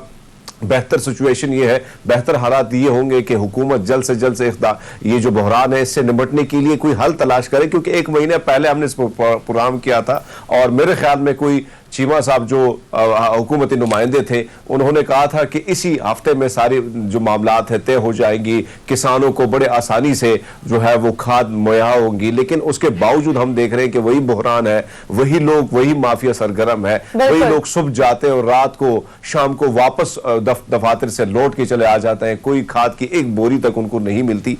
तो ये गुजारिशात है हमारी हुकूमत से भी, अगर वो देख रहे हैं तो उनको जल्द से जल्द ये किसानों की मुश्किलात को का हल निकालना होगा। बात की जी, यही बात जब हमने ये शो पहले भी किया था तो यही बात हुई थी कि ये 1 महीने की बात है, नॉट 1 महीना, कुछ रोज में ये चीजें जो है मैक्सिमम 1 महीने में सॉर्ट आउट हो जाएंगी। बट आप देख लें कि 1.5 महीना होने को है, बट कुछ भी चीजें जो है वो बेहतर नहीं हुई। सो यहाँ पर हम फिर रिक्वेस्ट कर सकते हैं परवेज खटक साहब से कि वो आए, वो आवाज बुलंद करें तो शायद उनकी बात सुन ली जाए, क्योंकि उन्होंने भी एक बहरान पर आवाज बुलंद की थी। तो 2-3 दिनों में ही वो जो सिचुएशन है थोड़ी हमें केबीके के हवाले से, पेशावर के हवाले से बेहतर दिखाई दी। और वहां पर जो गैस बहरान पर उन्होंने बात की थी तो हमने देखा वहां पर सीएनजी स्टेशन हफ्ते में 3 दिन के लिए खुल गए हैं।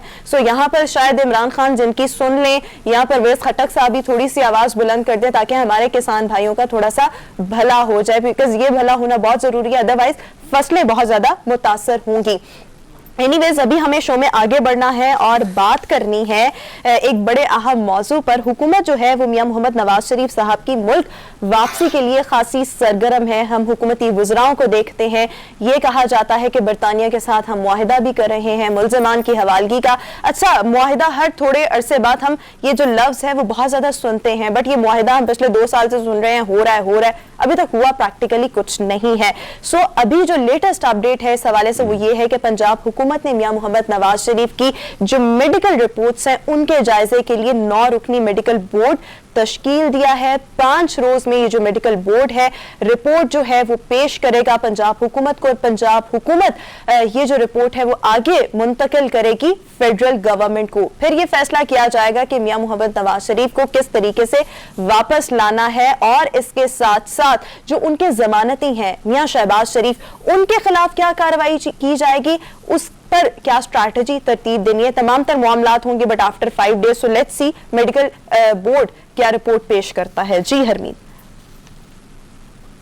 अच्छा रोमा, अगर आपको याद होगा कि जिस तरह जनवरी के महीने की बात की जा रही थी, 13 जनवरी, दिसंबर के महीने में आज सादिक साहब ने जो है बहुत बड़ा ऐलान किया और पूरी मीडिया, इलेक्ट्रॉनिक, सोशल मीडिया और प्रिंट मीडिया में ये खबरें बड़ी तेजी से छाने लगी और छापने लगी। और इसके साथ साथ हमने देखा कि जो वुज़रा हैं, जो हुकूमती पार्टी से ताल्लुक रखने वाले लोग हैं, उनमें सब में हलचल सी मच गई और बड़े परेशान उनके चेहरे नजर आ रहे थे। शेख रशीद साहब का अलग बयान नजर आ रहा था, वज़ीर आज़म इमरान खान तक को परेशान कर दिया गया था।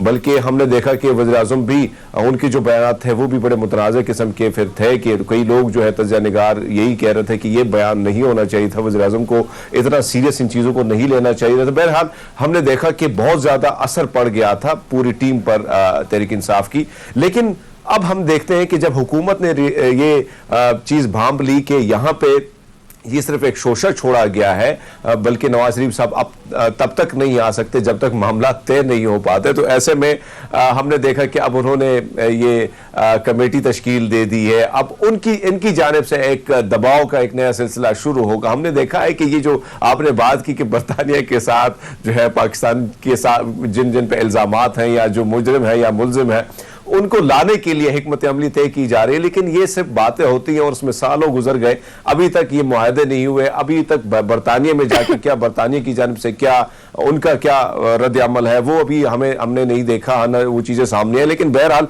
अब हम देख रहे हैं कि अयाज सादिक साहब ने कल एक और ऐलान किया है और वो कह रहे हैं कि मैं फरवरी में जा रहा हूं, बल्कि फरवरी के महीने में जाऊंगा और मियां मोहम्मद नवाज शरीफ साहब को वापस ले आऊंगा। तो मुझे यहाँ पे हैरानी हो रही है कि दोनों तरफ से बयानात के हद तक ये चीजें चल रही हैं। असल में मामला तब तय होगा जब तक मामला तय नहीं होंगे एस्टैब्लिशमेंट के साथ। और नवाज शरीफ साहब यही बात कि जहां से मामला जब तय होंगे और इस वक्त हाँ यही बात हमने पहले भी कही थी कि वो वापस तब आएंगे, सिर्फ सियासी बयानबाजी है। हुकूमत भी कोई ना कोई शोशा छोड़ देती है और मेरे नजदीक ये जो मेडिकल बोर्ड है ये भी एक शोशा ही है, just to stay in the news, ताकि कुछ ना कुछ अवाम की नजर में रहे कि भाई हुकूमत कुछ ना कुछ कर रही है। वो ऐसे वापस नहीं आएंगे। जिस तरह से हम पहले भी डिस्कस कर चुके हैं, वो शायद डील के नतीजे में ही बाहर गए थे। आम तासुर अवाम ये कहती है, लोग ये कहते हैं, तज्जियाकार ये कहते हैं और शायद इसी के नतीजे में वो वतन वापस भी आएंगे। जिस तरह से अयाज सादिक की आपने बात की, अगर आपको याद हो तो जब उन्होंने ये बात की थी तो पूरे मीडिया पर थरथल्ली मच गई थी और मरियम औरंगजेब साहिबा ने भी इस बात पर कहा था कि जी मियां मोहम्मद नवाज शरीफ जल्द वतन वापस आएंगे। बट जो हमारे सियासी तज्जियाकार थे वो उस टाइम ये बात कह रहे थे और अभी भी हम सबको अंदर पता है, specially being a media person, कि ये तमाम चीजें जो थी वो एक तासुर को बिल्ड करने के लिए बात की गई थी। और ये बात तब भी कही जा रही थी कि PMLN ने जो पत्ता खेला है सिर्फ एक पत्ता खेला और उसमें कामयाब रही। उनको इंपॉर्टेंस मिली मेन स्ट्रीम मीडिया की तरफ से भी, ऑपोजिशन के जो दूसरी जमातें हैं उनकी तरफ से भी और हुकूमत की तरफ से तो बहुत सी ज्यादा मिली। अब हमने देखा मियां जावेद लतीफ, उन्होंने भी गुज़श्ता रोज एक ऐसी बात कर दी। सो कोई ना कोई PMLN की जानिब से ऐसी बात करता रहता है, हुकूमती रद्द-ए-अमल सामने आता है और होना कुछ नहीं। और जहां तक हम मुआहिदे की बात देख रहे हैं, एग्जैक्टली 3 साल तो हो गए हैं ये मुआहिदा, मुल्ज़िमान की हवालगी का जो मुआहिदा होना है। फवाद चौधरी साहब इस पर उन्होंने बड़ी प्रेस कॉन्फ्रेंसेस की, बड़ी गुफ्तगू की, बट देख लें आज की तारीख तक अभी तक कोई मुआहिदा हुआ नहीं। इनफैक्ट जो कुछ हम सर्कमस्टांसेस देखें बरतानिया के, तो शायद उसकी रोशनी में मुआहिदा हो भी नहीं सकता।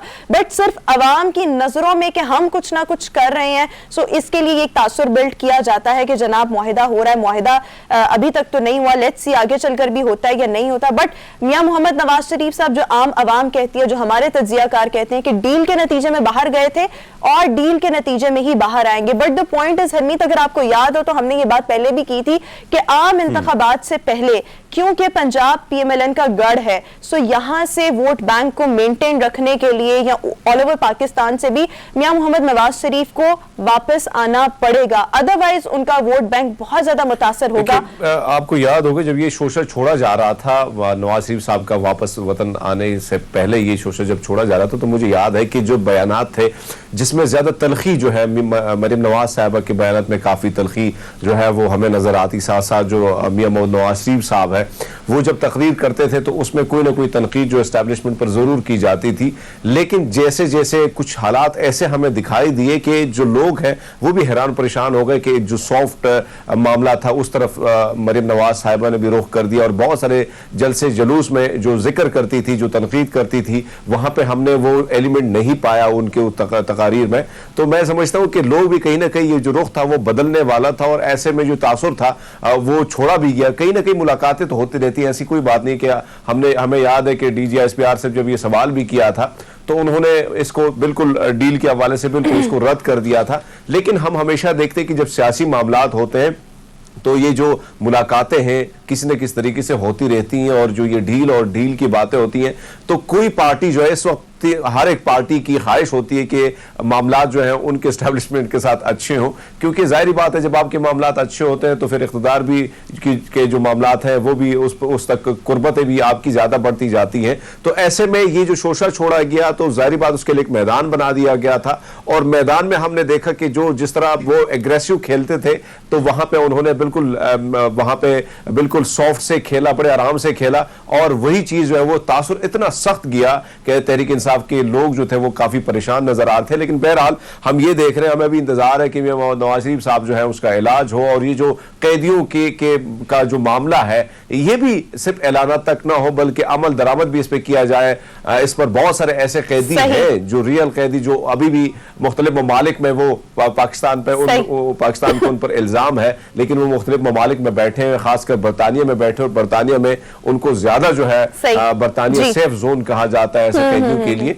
तो मैं समझता हूँ कि जब उनके खिलाफ तो ये चीजें होंगी तो बहुत सारी चीजें जो है वो हल तलब होंगी। बिल्कुल ठीक हो गया, और अब हम वेट करें कि 5 रोज गुजरे, रिपोर्ट पेश की जाए और फिर देखें रिपोर्ट में क्या है और हुकूमत की तरफ से क्या स्ट्रैटेजी बनाई जाती है इस रिपोर्ट की रोशनी में। सो व्यूअर्स, अभी हमें एक ब्रेक पर जाना है, एक ब्रेक के बाद दोबारा हाजिर। Good morning.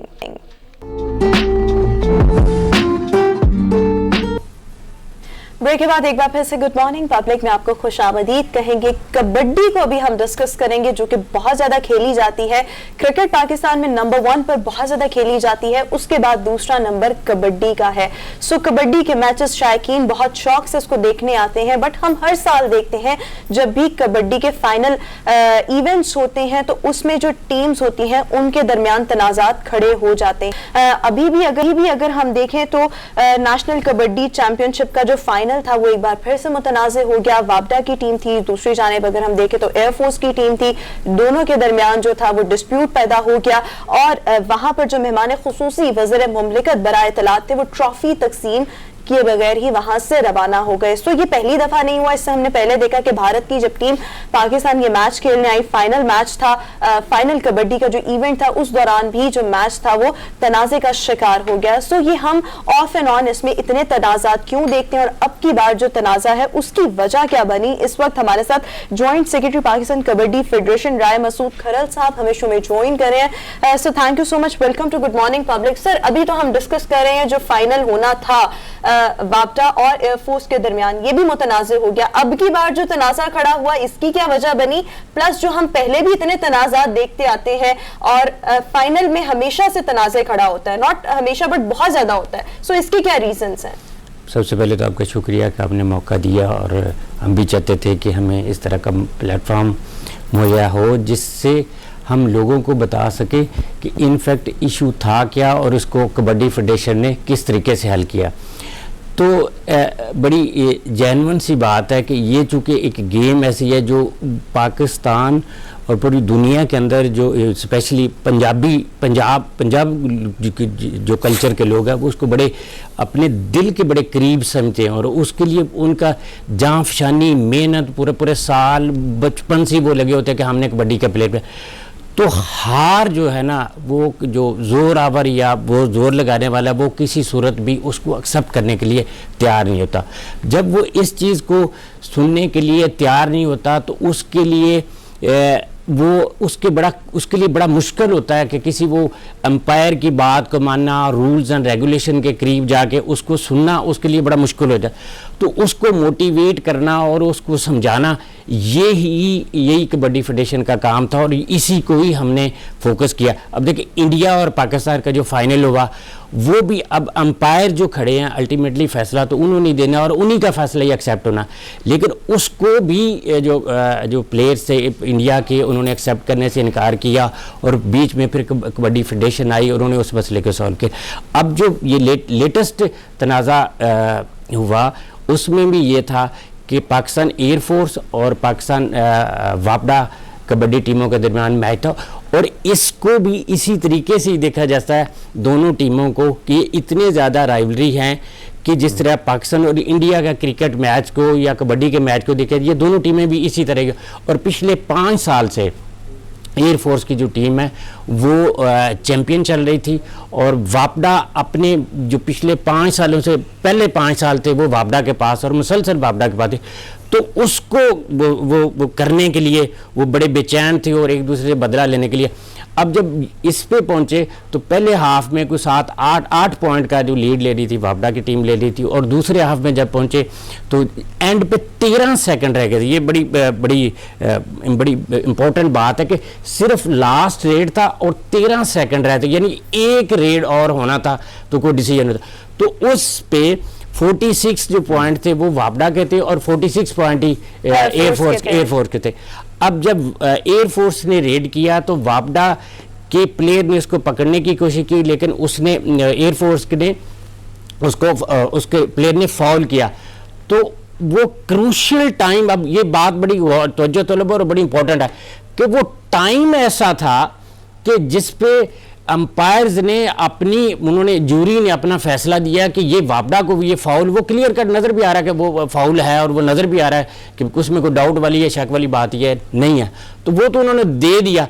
लेकिन उसके बाद एक रेड जो 13 सेकंड 20 सेकंड का एक रेड होता है, 20 सेकंड का होता है, तो वो 13 सेकंड में सिर्फ एक रेड होना था।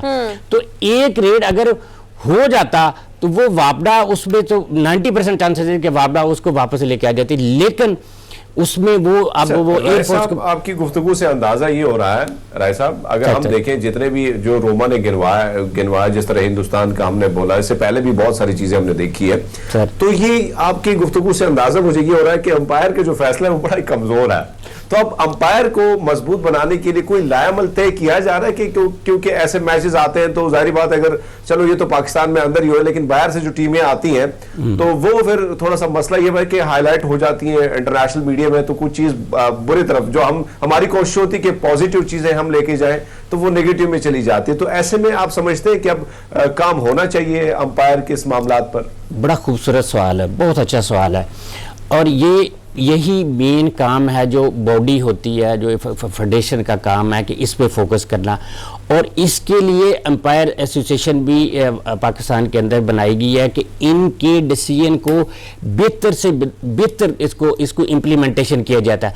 मैंने फिर आपसे बात की कि वो डिसीजन वो बड़े स्ट्रॉन्ग है, और वो जो एम्पायर जो बादशाह गुल है जो इसका जो मेन अंपायर था, जूरी का जो हेड था, वो इस तरह का कैटेगरी है, इस तरह कैलिबर का आदमी है कि कभी भी उससे कोई गलती तो किसी से भी हो सकती है और वो हो सकता है, लेकिन उसके डिसीजन जो है ना वो नॉर्मली जो हमने हिस्टोरिकली देखा है कि कभी भी इस तरह के नहीं है जिसमें प्रॉब्लम।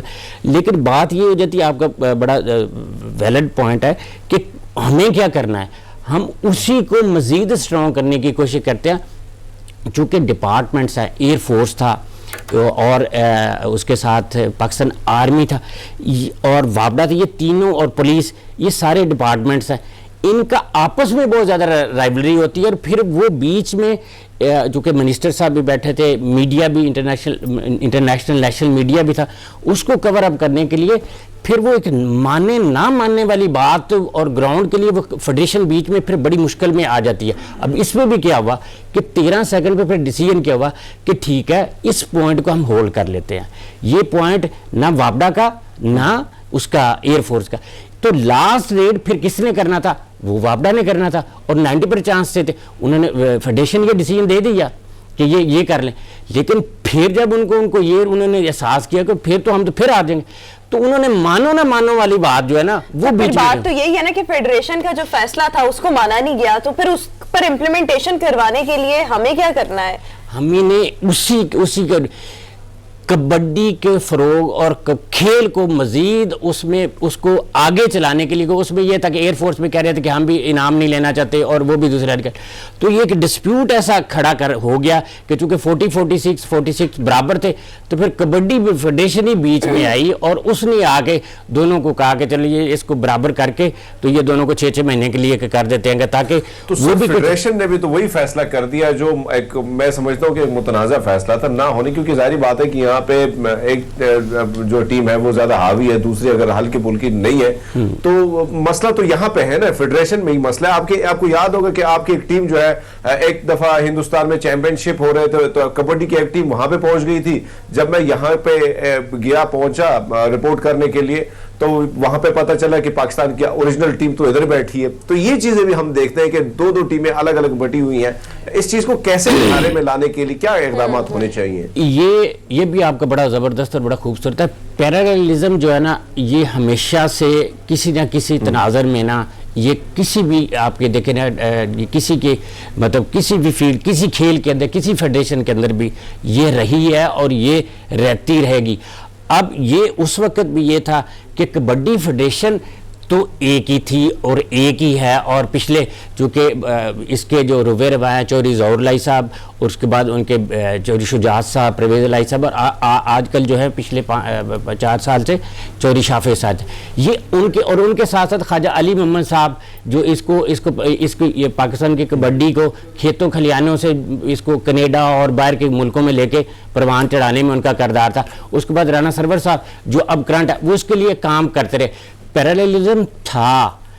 अब आप देखें तो आप पिछले कई सालों से देखें कि कबड्डी फेडरेशन ने उस पर बहुत काम करके, जो आपने बात की कि वो था, वो चले गए थे, तो उसके बाद कबड्डी फेडरेशन ने पिछले 2019 में या 17 या 18 में कोई 11 प्लेयर्स पे बैन लगाया कि ये पैरेलल बॉडी के अंदर खेल ही नहीं सकते, और उसमें भी थे वापडा के ज़्यादातर प्लेयर्स थे। और जो पिछली नेशनल चैंपियन हुई थी वो वापडा इस वजह से हार गया था कि उनके 7-8 प्लेयर्स पे बैन था, और जिसकी वजह से और उस पे काम हो रहा है और मजीद उस पे। अच्छा सर, एक और चीज बताइए कि जिस तरह से हमने पहले भी डिस्कस किया कि तनाज़ा हर साल होता है, हर साल फाइनल में ही होता है मोस्ट लाइकली। अब इन तनाज़ात को अवॉइड करने के लिए फ्यूचर में इस तरह से तनाज़ात ना हो, बिकॉज ये हमारे यहाँ पर जो आपस में मुख्तलिफ टीम्स खेलती हैं उनका मसला नहीं है, जब इंटरनेशनली भी कोई टीम आती है तो उसके भी फाइनल में तनाज़ा खड़ा हो जाता है।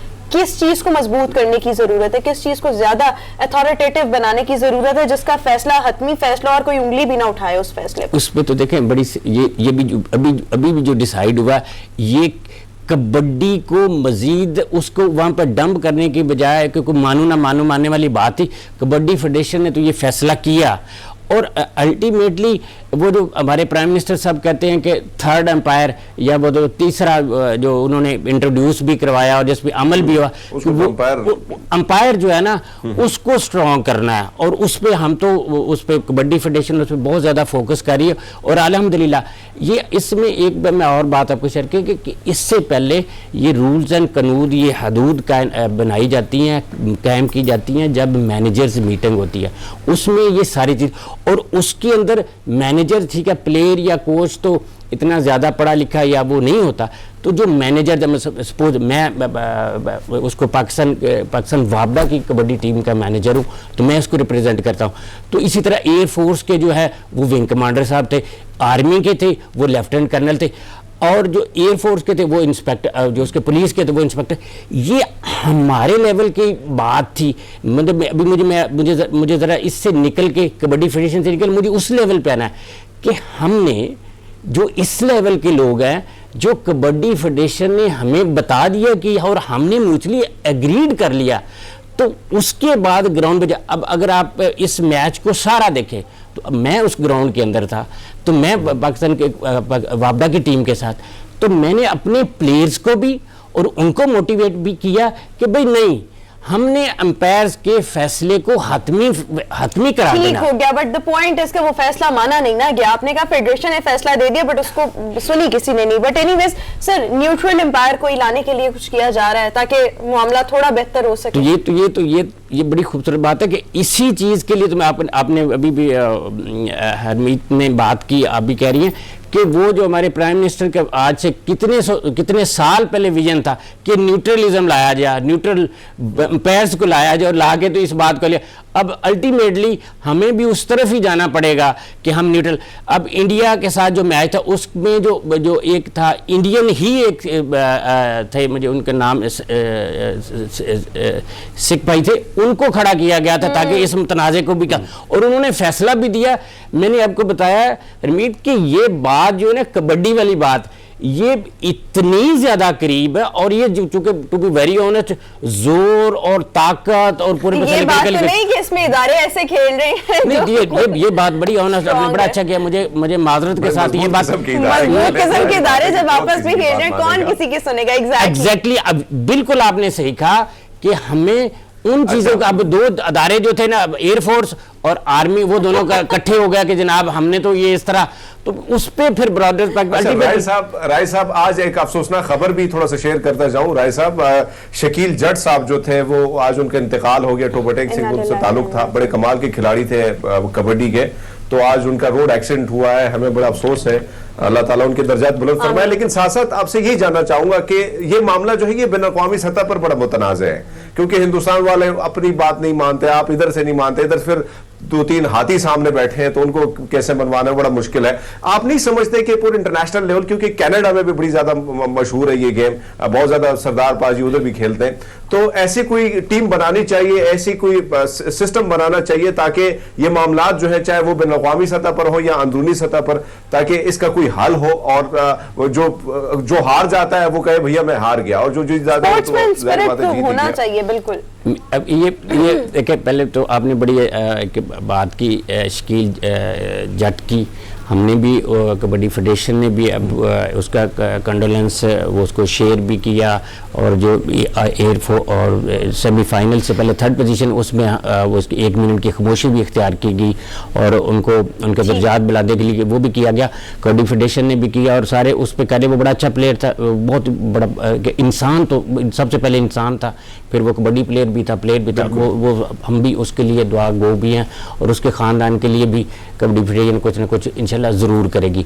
बाकी जो आपने बात की, इसमें फिर वही वाली बात है कि इसको इंटरनेशनल IKF को, इंटरनेशनल कबड्डी फेडरेशन को, इसमें मज़ीद हम सब ने मिलके इस चीज़ को स्ट्रॉन्ग करना है, ताकि जो बात की जाए और वो जूरी का जो फैसला है उसको मनोवन तस्लीम किया जाए। ठीक है सर, ये तो हमने तमाम तर बातें कर ली, और कुछ चीजें आपने भी बता दी कि इस तरह से इन चीजों को बेहतर किया जा सकता है। इस सब के अलावा जरा चैलेंजेस पर आ जाएं। हम अपनी क्रिकेट को देखें, पाकिस्तान में नंबर 1 पर है क्रिकेट, देखी भी बहुत शौक से जाती है, खेली भी बहुत शौक से जाती है। Number 2 is kabaddi. क्रिकेट में भी बहुत से चैलेंजेस हैं, इस खेल में भी। सो आपको क्या लगता है, कबड्डी जिसको फरोग के लिए बहुत सा काम करने की भी जरूरत है, इस खेल के पाकिस्तान में चैलेंजेस क्या क्या है, और उसको एड्रेस करने के लिए क्या करना चाहिए हुकूमती सतह पर? हुकूमत तो इसके लिए जो कर रही है, चूँकि हुकूमत के जो स्ट्रक्चर है वो फेडरेशन है, फेडरेशन के नीचे पंजाब की एसोसिएशन है, फिर नीचे डिस्ट्रिक्ट एसोसिएशन है, फिर तहसील लेवल पर फिर क्लब्स आ जाते हैं, उसी को ही इसको मज़ीद बेहतर से बेहतर।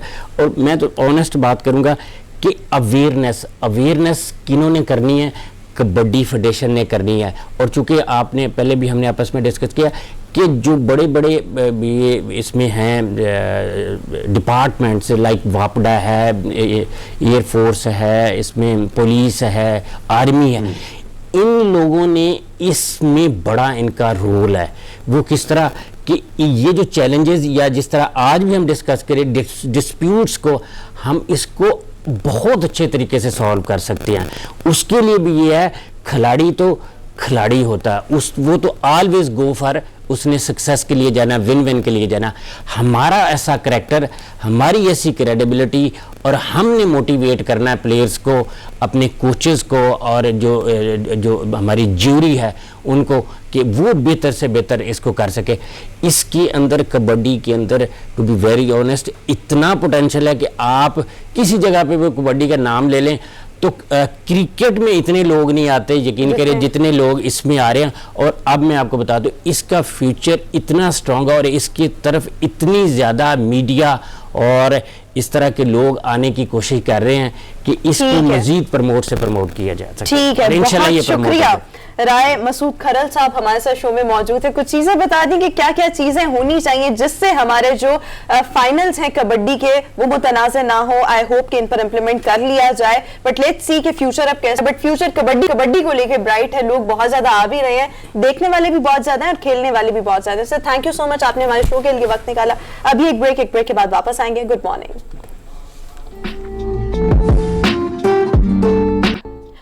ब्रेक के बाद एक बार फिर से गुड मॉर्निंग पब्लिक में आपको खुशामदीद कहेंगे। व्यूअर्स, हम एक ऐसे टॉपिक पर बात करेंगे जो कि बहुत ज़्यादा इंपॉर्टेंट है, बट हमारे लोगों को उसकी अवेयरनेस उस तरह से नहीं है। कंज्यूमर राइट्स बेसिकली है क्या, इस पर जाने से पहले हमें समझना होगा कि कंज्यूमर कौन लोग होते हैं। मोस्टली लोग जो हैं वो इस टर्म से फेमिलियर होते भी है। कंज्यूमर कोई भी ऐसा इंडिविजुअल जो कहीं से भी किसी भी किस्म की कोई सर्विसेज हासिल करे या किसी भी किस्म की कोई खरीदारी करे, किसी शॉपिंग मॉल में जाए, किसी किराने की इवन दुकान पर जाए, या ऑनलाइन कुछ खरीदे या ऑफलाइन कुछ खरीदे, सो ऐसा शख्स जो कि कुछ ना कुछ खरीदारी कर रहा है या कहीं ना कहीं जाकर किसी किस्म की भी सर्विसेज हासिल कर रहा है, बेसिकली ऐसे इंडिविजुअल को हम कंज्यूमर कह सकते हैं। और ऐसे इंडिविजुअल के कंज्यूमर राइट्स बहुत ज्यादा होते हैं। अब हमारे यहाँ पर हम सब ऑब्वियसली शॉपिंग करते हैं, कुछ ना कुछ सर्विसेज भी हासिल कहीं ना कहीं से कर रहे होते हैं, but we don't know about the consumer rights. इसके लिए अगर हम देखें तो कंज्यूमर प्रोटेक्शन एक्ट 2019 भी यहां पर मौजूद है। इस पर आगे चलकर हम डिस्कस करेंगे कि एक कंज्यूमर के हुकूक क्या हैं और बीइंग द कंज्यूमर हमें अपने हुकूक के बारे में अवेयरनेस क्या होनी चाहिए, पता क्या होना चाहिए, और हमारे मुआशरे में हमें इन हुकूक के बारे में क्यों नहीं पता, इन पर बात क्यों नहीं होती। सो इससे पहले हरमीत का कमेंट ले लें, फिर हमारे साथ लीगल एक्सपर्ट भी शामिल होंगे। जी हरमीत। अच्छा, वैसे अगर हम देखें तो ज़ाहिरी बात है कि अब बहुत सारे लोगों का ख्याल होता है कि क्या अब शॉपिंग के लिए बाहर जाएंगे, किराया लगेगा या पेट्रोल जो है वो ज़ाया होगा। बहुत सारे लोग जो है घरों में बैठ के ऑनलाइन जो शॉपिंग करते हैं उसमें बहुत तेज़ी आ रही है। दुनिया भर के साथ साथ हमारे मुल्क में बड़ी तेज़ी आ रही है, लेकिन दुनिया में जो है वो थोड़ा सा तरीका डिफरेंट है, कवानीन सख्त है, बहुत सारे ऐसे मामलात हैं जिस पर पकड़ जो है बहुत जल्दी आप आ जाते हैं उसी में। लेकिन अगर हम पाकिस्तान की बात करें तो यहाँ पे अनफॉर्चुनेटली बहुत सारे लोगों के साथ बहुत ज़्यादा धोखे होते हैं और मुख्तलिफ प्रोडक्ट्स जो दिखाए जाते हैं वो असल में वो होते नहीं हैं, और जो आप ऑर्डर करते हैं वो चीज़ अलग होती है। कहीं ना कहीं तो आप अपने लिए ऑर्डर करते हैं और बच्चों के लिए चीज़ें आ जाती हैं। तो ऐसे में बहुत सारे मामला जो हम देखते हैं तो वो उससे लोग भी परेशान है। अब एतमाद किया जाए या ना किया जाए, कैसे किया जाए, किस पे किया जाए। बहुत सारे ऐसे एप्लीकेशंस ऐसे हमने देखे हैं कि उस पे आप जाएंगे तो वो बनी है, वो कहाँ कुछ ना कुछ चीज़ें तो वहाँ से ठीक आपको मिल जाती हैं, या लेकिन ऐसे हम देखते हैं कि कुछ चीज़ें जो हैं वो ज़्यादा मार्केट में चल तो नहीं पाती, लेकिन बहुत ज़्यादा लोगों को धोखा दे ही देते हैं वो लोग अपने तरीके से। तो ऐसे में लोग पकड़ में नहीं आते। बहुत सारा सबसे बड़ा मसला जो है ऐसे लोगों को कैसे पकड़ा जाए, किस तरह कवानीन जो है और मज़ीद सख्त कर दिए जाए। हालांकि बहुत सारी चीज़ें मौजूद है हमारे यहाँ, कवानीन बहुत सारे मौजूद हैं, लेकिन उस पर अमल दरामद जो है वो ना होने के बराबर है। और इसी बिना पर ये जो लोग हैं ये इसी तरह लोगों के साथ धोखे करते जा रहे हैं। इसी तरह लोगों को जो है एक प्रोडक्ट सेल करके भिजवा कर कुछ और भिजवा दिया जाता है। तो ये जो चीज़ है ये तब ठीक होगी जब तक ये कवानीन जो है जो बने हैं उस पर अमल दरामद होगा, और जब तक सख्ती नहीं होगी तो मैं समझता हूँ, क्योंकि अब दुनिया बदल रही है, हालात बदल रहे हैं, चीज़ें बदल रही हैं, लोग जो हैं वो मसरूफियात के बहुत ज़्यादा मसरूफियात हो गई हैं। अब लोगों की ख्वाहिश होती, पहले लोग बहुत जाते थे शॉपिंग के लिए, अब कोशिश होती है कि भाई मैं अपने काम करूँ तो बेटर कि मैं ऑनलाइन ऑर्डर दे दूँ। तो ये चीज़ें जो है इस पर जब तक सख्ती नहीं होगी तो चीज़ें बेहतरी की तरफ नहीं जाएंगी। बिल्कुल ठीक, बेहतरी की तरफ नहीं जाएंगी। सो इम्प्लीमेंटेशन और लोगों को अपने हुकूक के बारे में पता हो, ये दो चीजें बहुत ज्यादा जरूरी हैं। लीगल एक्सपर्ट वकास अब्रेज खान इस वक्त हमें शो में ज्वाइन करें। Waqas, thank you so much, welcome to our show and good morning. Waqas, कुछ चीजें तो हम बता रहे थे, but we would want to start from this very basic question कि सारिफीन के हुकूक हैं क्या और उनको क्या पता चाहिए अपने इन हुकूक के बारे में। देखिए रुमा, पाकिस्तान में डेली बेसिस पे हजारों लोग, लाखों लोग जो हैं वो शॉपिंग करते हैं, कोई प्रोडक्ट परचेज करते हैं, कोई सर्विस एक्वायर करते हैं। अगर वो जो प्रोडक्ट परचेज करते हैं, चाहे वो ऑनलाइन परचेजिंग करें या किसी शॉप पे जाके कोई खरीदारी करें या कोई सर्विस एक्वायर करे, अगर उसकी कंपोजिशन में, क्वालिटी में, स्टैंडर्ड में, क्राइटेरिया के अंदर कोई डिफरेंस नजर आता है, वो क्वालिटी सब स्टैंडर्ड है, उसके अंदर कोई डिफेक्ट है, उसके अंदर कोई फॉल्ट है, तो एट द सेम टाइम जो कंज्यूमर है, जो सारिफ है, he or she can knock the door of consumer court for the enforcement of consumer rights in Pakistan। 2005 के अंदर ये एक्ट बनाया गया, और इसमें सबसे जरूरी चीज ये है कि आप जब भी कोई कंज्यूमर, आपके प्रोग्राम के तवज्जो से बताना चाहूंगा कि वो शॉप पे जाके कोई भी प्रोडक्ट बाय करता है तो उसकी बिलिंग लेना जो है, जो रसीद है, वो बड़ा जरूरी है। हमारी सबसे बड़ा जो नेग्लिजेंट एक्ट है on the part of consumer, बाज़ औक़ात हम बिलिंग नहीं करवाते, हम रसीद नहीं लेते, और लेटर ऑन अगर उस चीज के अंदर कोई फॉल्ट या डिफेक्ट निकल आता है तो कंज्यूमर कोर्ट इस चीज को इंटरटेन नहीं करती until unless you do not have the bill और रसीद।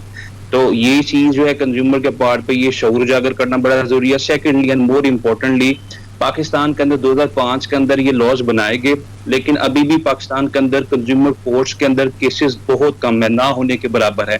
उसकी सबसे बड़ी वजह ये है कि अगर एक शख्स जो है वो 10,000 का या 5,000 का कोई गारमेंट्स की कोई शॉपिंग करता है या कोई प्रोडक्ट परचेज करता है या कोई होटल का कमरा लेता है, उसे वो सर्विस नहीं मिलती, तो वो ये सोचता है कि शायद अगर मैं कंज्यूमर कोर्ट में जाऊंगा तो मुझे वकील साहब की 25 से 30,000 या 50,000 फीस देनी पड़ेगी, और मिनिमम भी अगर 10-15,000 में उनको फीस देता हूँ या अपनी लिटिगेशन पे खर्च करता हूँ तो मुझे क्या फायदा होगा। तो मैं ये समझता हूँ कि यहाँ पे एक अवेयरनेस जो है वो प्रिवेल करने की बड़ी जरूरत है कि इसमें एक आम सारिफ जो है without invoking the service of a lawyer वो खुद ही लीगल नोटिस जो है वो ड्राफ्ट कर सकता है एक सादे कागज के ऊपर, वो जो प्रोडक्ट खरीदता है उसके बारे में डिस्क्रिप्शन दे, जो डिपेंडेंट है उसका नाम लिखे, उसके पर्टिकुलर्स लिखे, और जो उसके अंदर डिफेक्ट्स हैं, फॉल्ट्स हैं, वो उसको भेज दे। अगर 15 दिन के अंदर रिप्लाई नहीं आता तो उसके बाद वो कंज्यूमर कोर्ट में उसे ही प्लेंट की शक्ल में जो है वो जाकर दायर कर सकता है। और इस बारे में पाकिस्तान में कंज्यूमर कोर्ट्स कंज्यूमर के राइट्स के लिए बड़ा विजिलेंटली, एक्टिवली, एक्सपीडिशियसली और स्पीडीली काम कर रही हैं। और मैं बतौर स्टूडेंट ऑफ लॉ देख रहा हूँ, बल्कि अभी एक हमारे बड़े रीजन एक ऑनरेबल जज हैं अमजद अली शाह, उनकी बड़ी जबरदस्त जजमेंट्स आई हैं। इवन की एक बड़ी मारूफ जजमेंट थी, एक कंज्यूमर था, उसने कोई 90,000 का यूज मोबाइल खरीदा, और जब वो वापस करने जाता है कि ये मोबाइल फोन इसके अंदर ये डिफेक्ट है, ये फॉल्ट है, अगले दिन ही तो शॉपकीपर उसे वो मोबाइल जो है वो वापस नहीं उसका करता, ना उसकी काज इंटरटेन करता है। फिर उसके बाद जो है अगर जब वो कंज्यूमर कोर्ट में आता है तो वहां पे जज साहब ने एक तो उसको पैसे उसके वापस लेके दिया, at the same time 20,000 damages डाले, और बड़ी जबरदस्त इम्प्लाइड वारंटी पे जजमेंट आ गई कि कोई भी चीज आप परचेज करते हैं उसकी वारंटी है, उसकी गारंटी है या नहीं है। दुकानदार आपको ये बताता है कि इसकी कोई वारंटी नहीं, आप क्लेम नहीं कर, उसके बावजूद भी सारिफ ने जो पैसे खर्च किए हैं, जो उसने वहां पे जाके पे किया है, उसके बदले में अगर वो आपकी प्रोडक्ट के अंदर फॉल्ट निकलता है, डिफेक्ट निकलता है, तो कंज्यूमर कोर्ट्स पाकिस्तान में ओपन है, वो आपके राइट्स की दादरसी के लिए, ठीक है, बात करें वहाँ पर लिए राइट्स की दादरसी होती है, होनी चाहिए भी, बट द पॉइंट इज कि लोगों को पता ही नहीं है कि अगर कोई मसला आ जाए तो उन्होंने यहाँ पर जाना है और यहाँ पर अपना जो भी शिकायत है वो यहाँ से अजाला हो जाएगा। तो लोगों को कंज्यूमर कोर्ट्स के बारे में नहीं पता मोस्टली लोगों को। हरमीत, आपको इस सवाल करना चाहेंगे?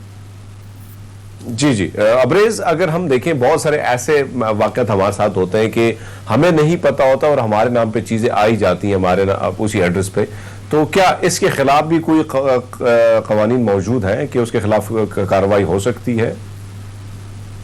बिल्कुल जी, अगर कोई चीज आपके नॉलेज में नहीं है और आपके एड्रेस पे भेज दी जाती है तो आप उसे रिटर्न कर सकते हैं। एक दफा तो आप उनको इन ब्लैक एंड व्हाइट तहरीरी तौर पे आगाह कर सकते हैं, और अगर उसके बावजूद भी नहीं करते तो फिर आप उनके ऑफिस या हेड ऑफिस, ये तो एक बड़ा कॉमन सा ऑर्डिनरी सा प्रोसीजर है। एक और बात जो बड़ी इंपॉर्टेंट है आपके प्रोग्राम की तरफ से बताना चाहूंगा कंज्यूमर को, कि पाकिस्तान के अंदर जो है हम अक्सर औकात, जिस तरह रूमा बात कर रही थी अपने स्टार्टिंग में इंट्रो में कहा कि हम जो भी चीजें परचेज करते हैं, इवन के खवातीन जो आपका प्रोग्राम देख रही हैं, अक्सर औकात हम ये देखते हैं कि वेडिंग्स प्रोग्राम्स में अक्सर खवातीन हमारे पास भी आती हैं लिटिगेशन की इंफॉर्मेशन के लिए। 2 लाख का, 2.5 लाख का, 3 लाख का मेकअप करवाया, और उसके बाद वो जो क्वालिटी थी, वो स्टैंडर्ड था, वो मेंटेन ही ना हो सका। उसमें भी 2020 की जजमेंट है, ना सिर्फ पाकिस्तान में बल्कि हिंदुस्तान के अंदर, पूरी दुनिया के अंदर जजमेंट्स हैं कि अगर आप किसी सारिफ को सेटिस्फैक्टरी सर्विस नहीं देते तो उस पर 5-5 मिलियन का जो है वो जुर्माना किया गया है। इन सलोन्स को, ब्यूटी पार्लर्स का, इवन दी जो एयरलाइंस है, अगर उनकी सर्विस भी जो डिफेक्टिव है, क्वालिटी है, तो उसमें भी 2021 में भी लेटेस्ट जजमेंट आई है एक एयरलाइन के अगेंस्ट के। उन्होंने डिले किया, सर्विस जो थी वो डिफेक्टिव थी, फॉल्टी थी, जिसकी वजह से सारिफ जो था उसने सफर किया। और कंज्यूमर कोर्ट्स पाकिस्तान में सारिफ के हकूक को प्रोटेक्ट करने के लिए बनाई गई हैं। तो मैं ये समझता हूँ कि ये बड़ा एक जबरदस्त इनिशिएटिव और बड़ी लीगल अवेयरनेस के लिए इनिशिएटिव है। और वही बात कि अगर हम कहीं जा रहे हैं और हमें services up to the mark नहीं मिली या जो हमसे कमिट किया गया था उसके अकॉर्डिंग नहीं मिली, तो मेरे ख्याल में ये अवेयरनेस होनी चाहिए कि हम कंज्यूमर कोर्ट से राब्ता कर सकते हैं। वकास, अगर हम इस हवाले से आपसे जानना चाहें तो जब भी कोई कंज्यूमर कोर्ट में जाएगा, वहां पर जाने का क्राइटेरिया क्या है?